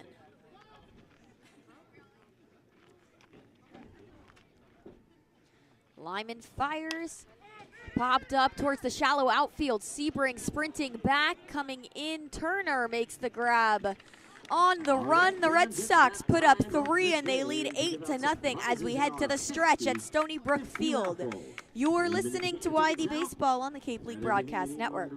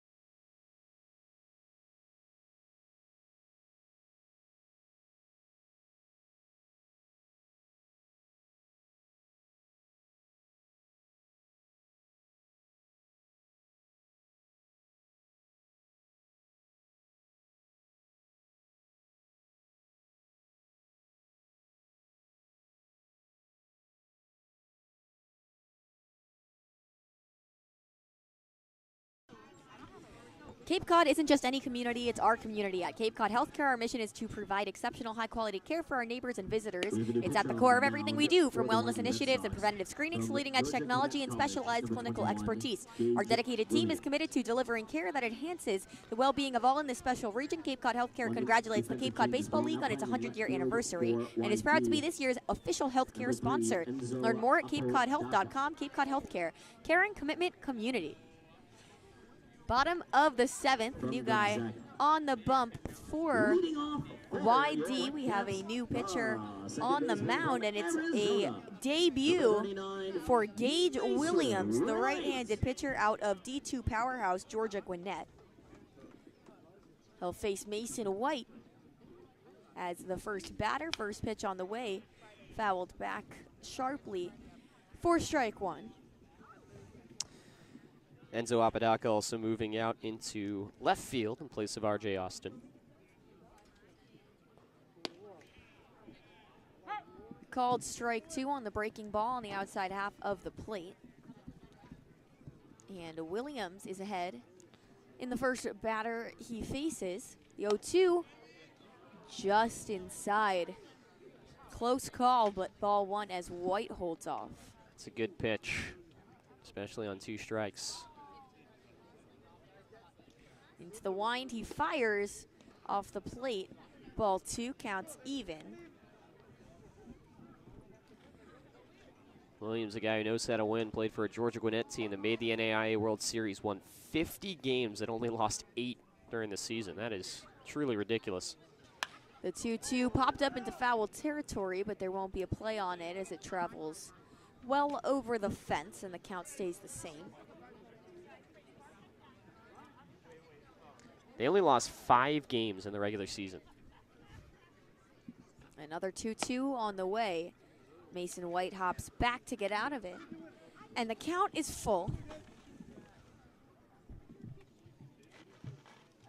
The YD infield is shifted to the right with Jackson back in the shallow outfield as 3-2 comes in, swung on and missed sharply. Dropped strike, tag put on by Stafford, and Williams starts his debut with a strikeout. It's a guy that's had a history at the Division I level, so certainly has played against good competition. He's playing against good competition at a strong NAIA school as well. Played 2 years at Longwood, but you can see that fastball has some serious heat behind it from the righty.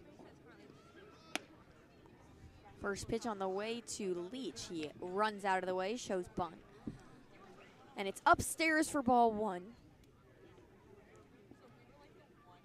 Shift still in place. Same shift on Leach as there was on White with Jackson in the shallow outfield. 3 on the right side of second as ball 2 comes in high as well. Darby is all the way on the right side of second, playing where Jackson approximately would be. And Hardy, the shortstop, the only guy between second and third. The 2-0 bumped foul into the net, strike one. Interesting that we saw Leach try to bunt it away from the shift on those first couple of pitches. Didn't get anything that he could handle, put in play. That time he went swinging. As long as he could get it far enough up the line to escape Gage Williams to be a pretty safe bet. But ball 3 comes in, slides in on the hitter for... Count moves to 3-1 with 1 out, nobody aboard. Pitch on the way. Really nice pitch, paints that inside corner. Second full count. Second batter faced by Williams, trying to work his way back into this one the same way he did against White. Set at the face, he kicks and deals. Popped into foul territory and out of play. We'll do it again.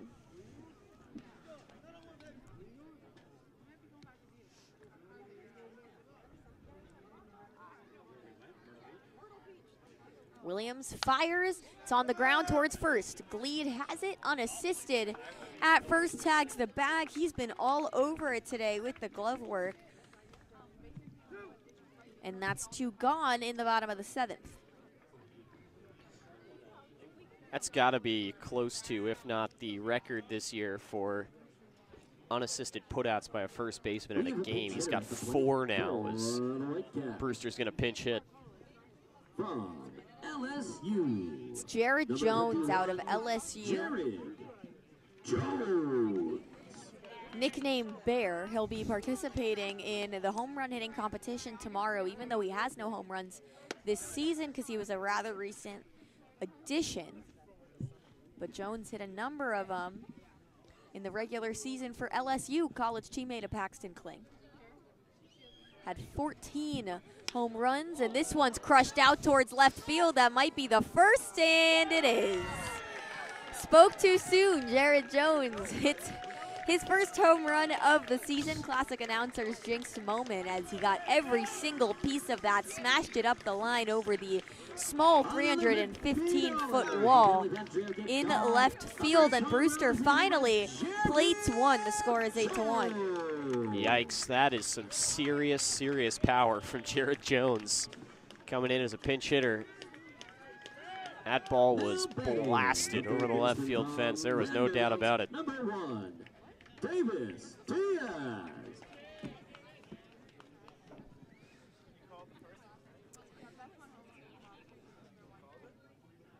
Fresh count for Davis Diaz, and strike one. The breaking ball comes inside that inside part of the plate. Score is 8-1. The 0-1 comes in over the middle. Strike two. If I'm not mistaken, is that now the third straight pitcher making a debut in Williams that has given up a home run in their first inning for YD? I believe that might be the case. The 0-2 fired down the middle, called strike three. And that will do it. Williams ends it looking, but he gives up one on the home run solo shot from Jared Jones. YD leads 8-1. We head to the top of the 8th at Stony Brook Field. You're listening to YD Baseball on the Cape League Broadcast Network.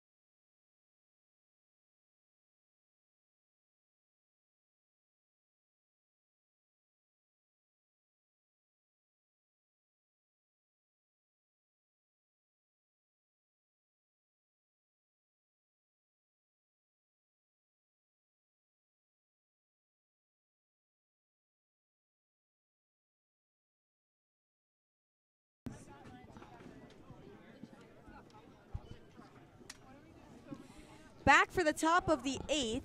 Looked for a second like it might be called due to darkness.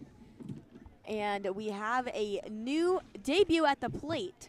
It is Garrett Ostrander, who was activated today out of Cal Baptist, and he takes the first pitch ball from Drake Quinn, excuse me. We have a lot of subs coming into the game as ball 2 comes in low.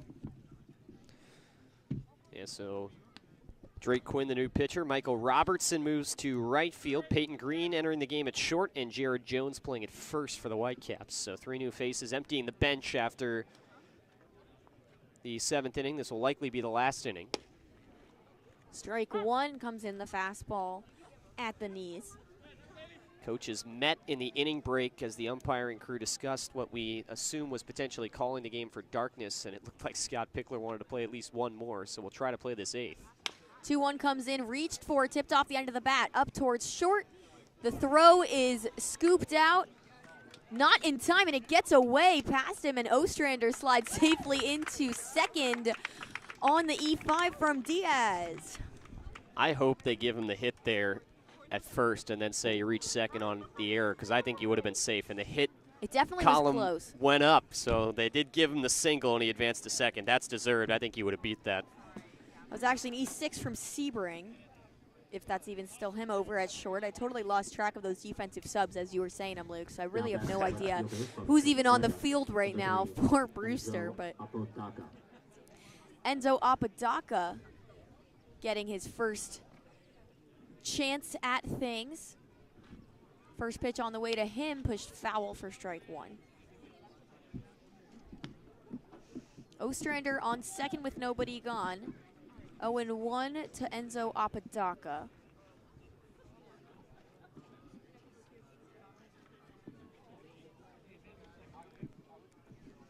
Quinn set at the belt into the line, pushed foul once again. He has a really interesting arm slot release. He's set at the belt and doesn't really kick up very high or bring his arm back very high, but he doesn't come out of the side.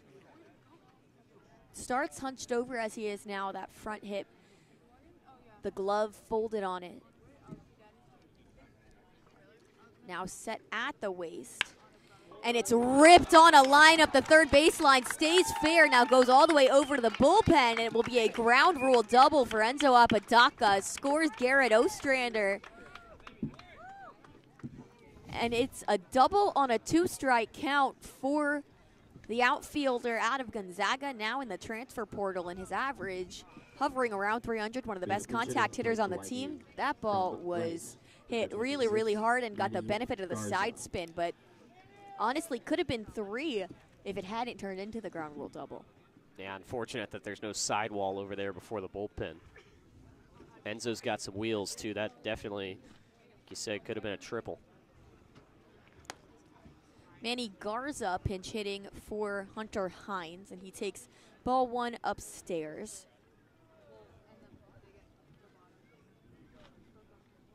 The catcher out of Rice has been on fire to start things off as YD leads 9-1. Garza takes ball 2 on the outside half. Connor Dykstra on deck.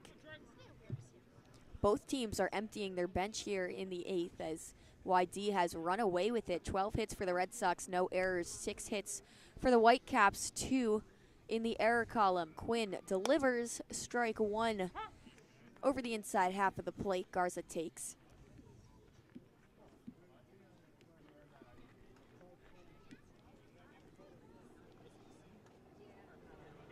Quinn bent over, now straight. Set at the belt, checks the lead, the 2-1. Fastball burns the inside half, strike 2.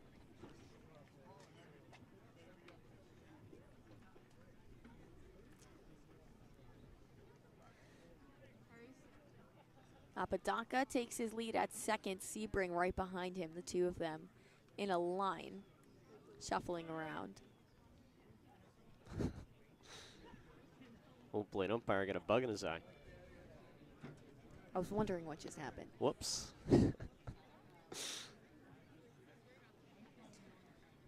Garza cocks the bat back and is set.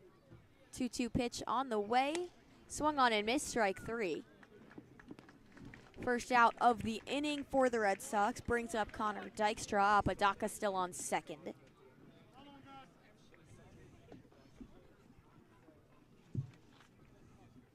The lead a 9-1 for the team in white. We will, in all likelihood, George Mason, see this game end after 8.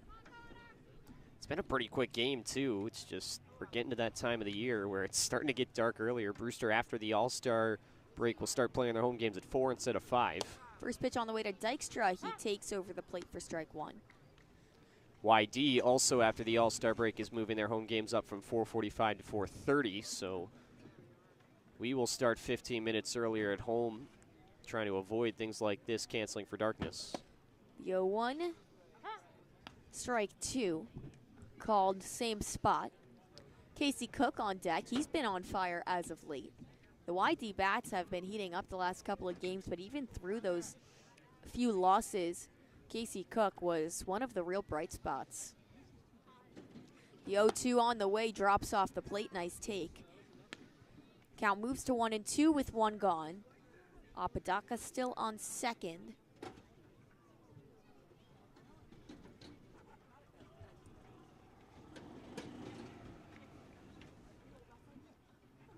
Quinn checks and fires. Low for ball 2. Nice take again by Dykstra. That one much closer to the bottom of the zone.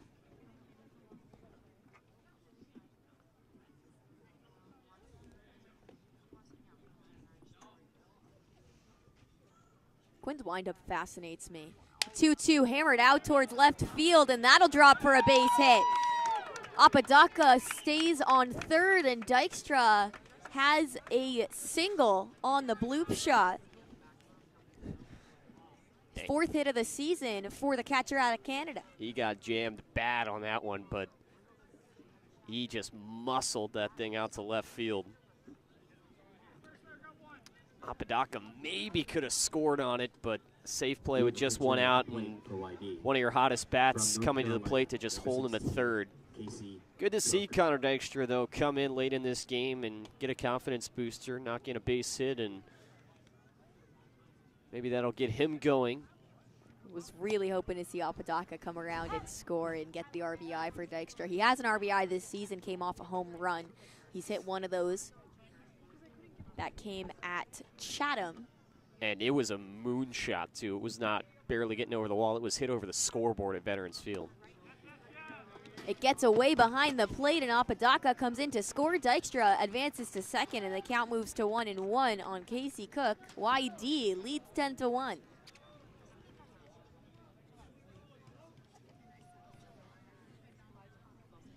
Perri, it almost feels unfortunate for YD that the All-Star game is tomorrow and they're going to have an off day. The way they're clicking right now, you'd really love for them to carry this and just play again tomorrow and try to keep this momentum going.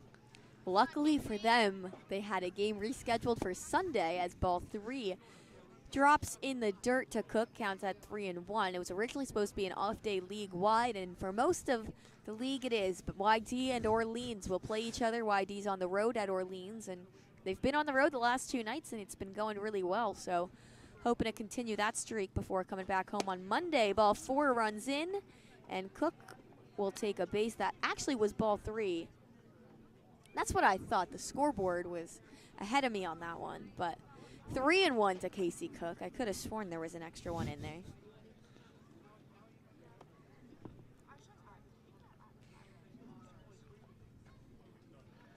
Now ball 4 comes in at the knees, an identical pitch, and Cook takes first.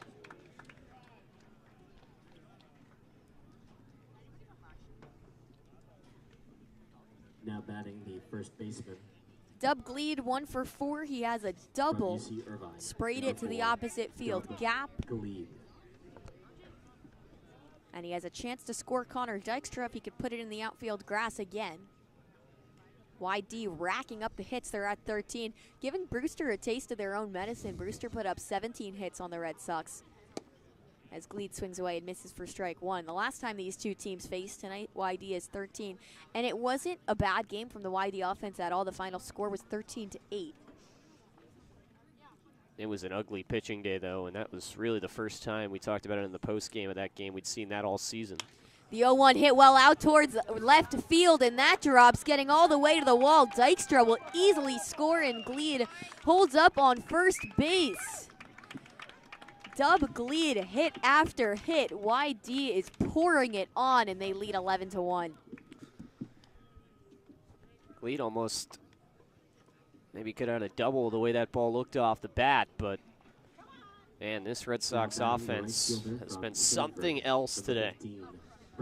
Montgomery. I think it could have been a double, but Cook held up at second because the throw coming into third would have been a much closer play. So nice piece of hitting. 2 runners aboard, 1 gone for Braden Montgomery. Takes a first pitch ball inside and low.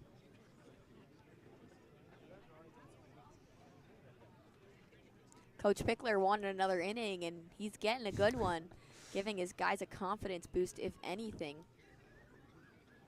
Montgomery holds off his ball, 2 flies in at the shoulders. And I think because the All-Star game is tomorrow and they do get that break, he probably wanted to play this inning. You see the amount of substitutions that he made just so he could empty his bench and just get all his guys one last rep in this one. Also for Enzo Apodaca, give him an at-bat. Quinn fires, ball 3, runs in on Montgomery. 3-0 count with 1 gone and 2 aboard, with Ryan Jackson on deck.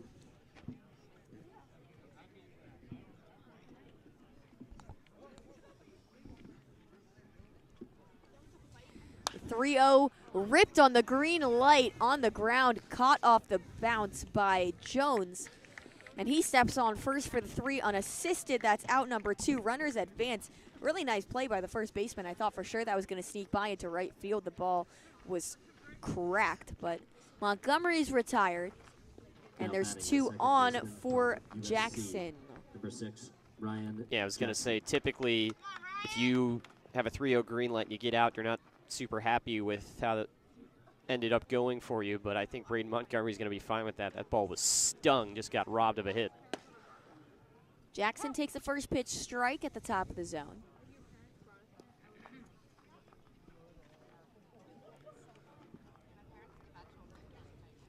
Quinn trying to get out of this one without any further damage with 2 runners in scoring position, and it's pushed foul for strike 2.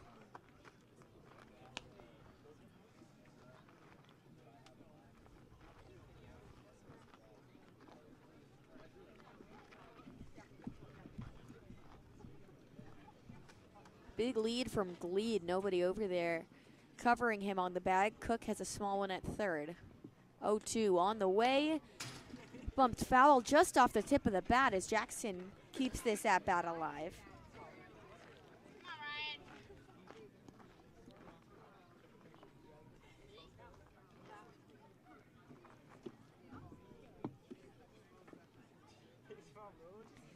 Jackson set back in the box. Pitch on the way. Swung on and missed. Strike 3. Quinn retires the last one on a strikeout, but YD adds 3 more in the 8th. The bat's on fire. 14 hits total. They lead 11-1 as we head to what will likely be our final side of the day. The bottom of the 8th coming up on the Cape League Broadcast Network.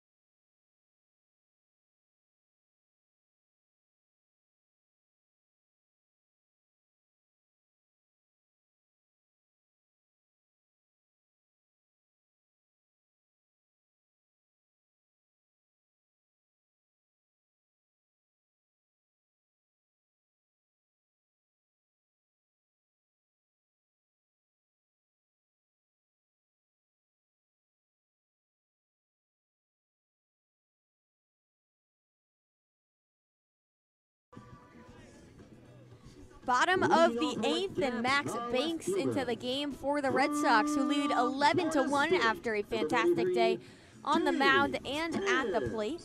Nice one from Williams in the last one, allowed one off the solo shot from Jared Jones, but other than that, it has been absolutely shut down from YD pitching, and Max Banks coming in to close it out. First pitch on the way, swung on and missed by James Tibbs. Banks plays at Chapman, a D3 powerhouse, has a fastball up there in the low 90s. Kicks and deals the 0-1, swung on and missed again, strike 2.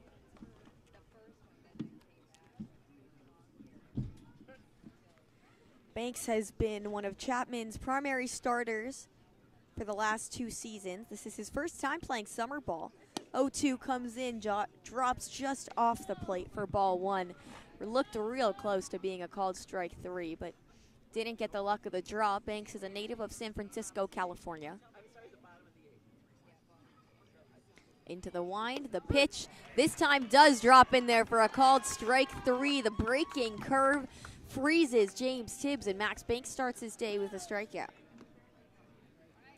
He's shown flashes of what we just saw throughout his first couple of outings. It's just been an issue of consistency for Banks, trying to string together multiple outs, and that was a really strong at-bat from him. Couple of nice fastballs in there. Bunt is shown and pulled back from Josh Pearson, called strike 1. Banks just hammering away at the zone, trying to get YD back on the bus home with a win as fast as possible. Shift in play, 3 to the right side of the bag. Another bunt, this time popped up as Pearson falls over, and that one gets over the fence into the bleachers. That was a spectacle. Strike 2. Good job by Banks. Pitch around the bunt. Got the pop-up. It went way out of play, but you could tell he got the batter off balance a little bit.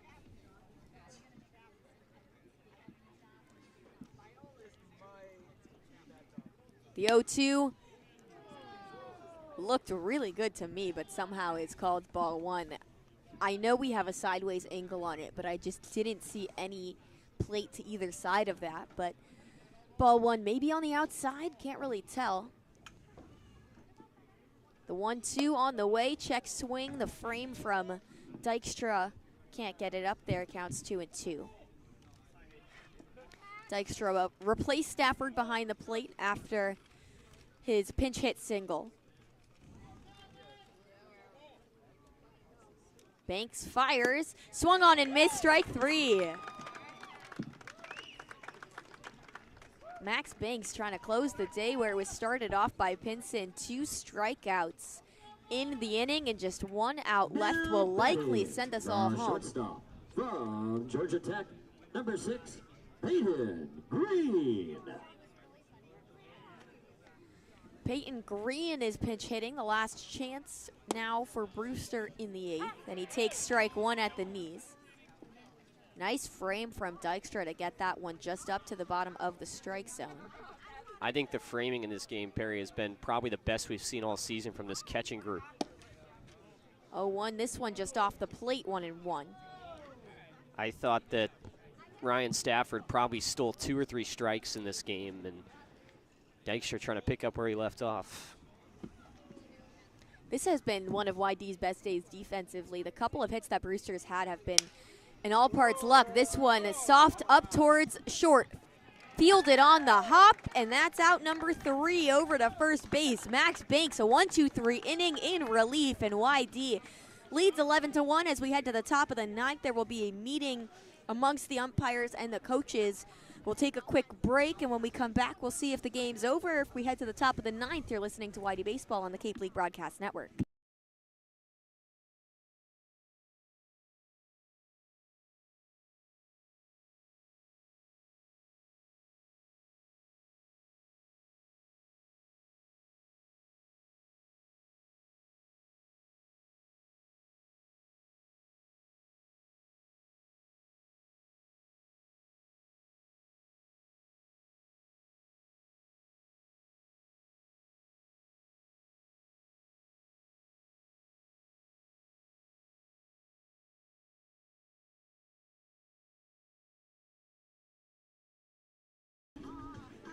The game has been called because of darkness. 2 hours and 21 minutes of game time, 7:23 p.m., and YD wins it 11-1. Luke, this one was just fun from start to finish. Started off as a really good pitching battle and ended up with YD just spraying it all over the field. Extra base hit after extra base hit. An incredible shutout performance from Smith Pinson. He picks up the win.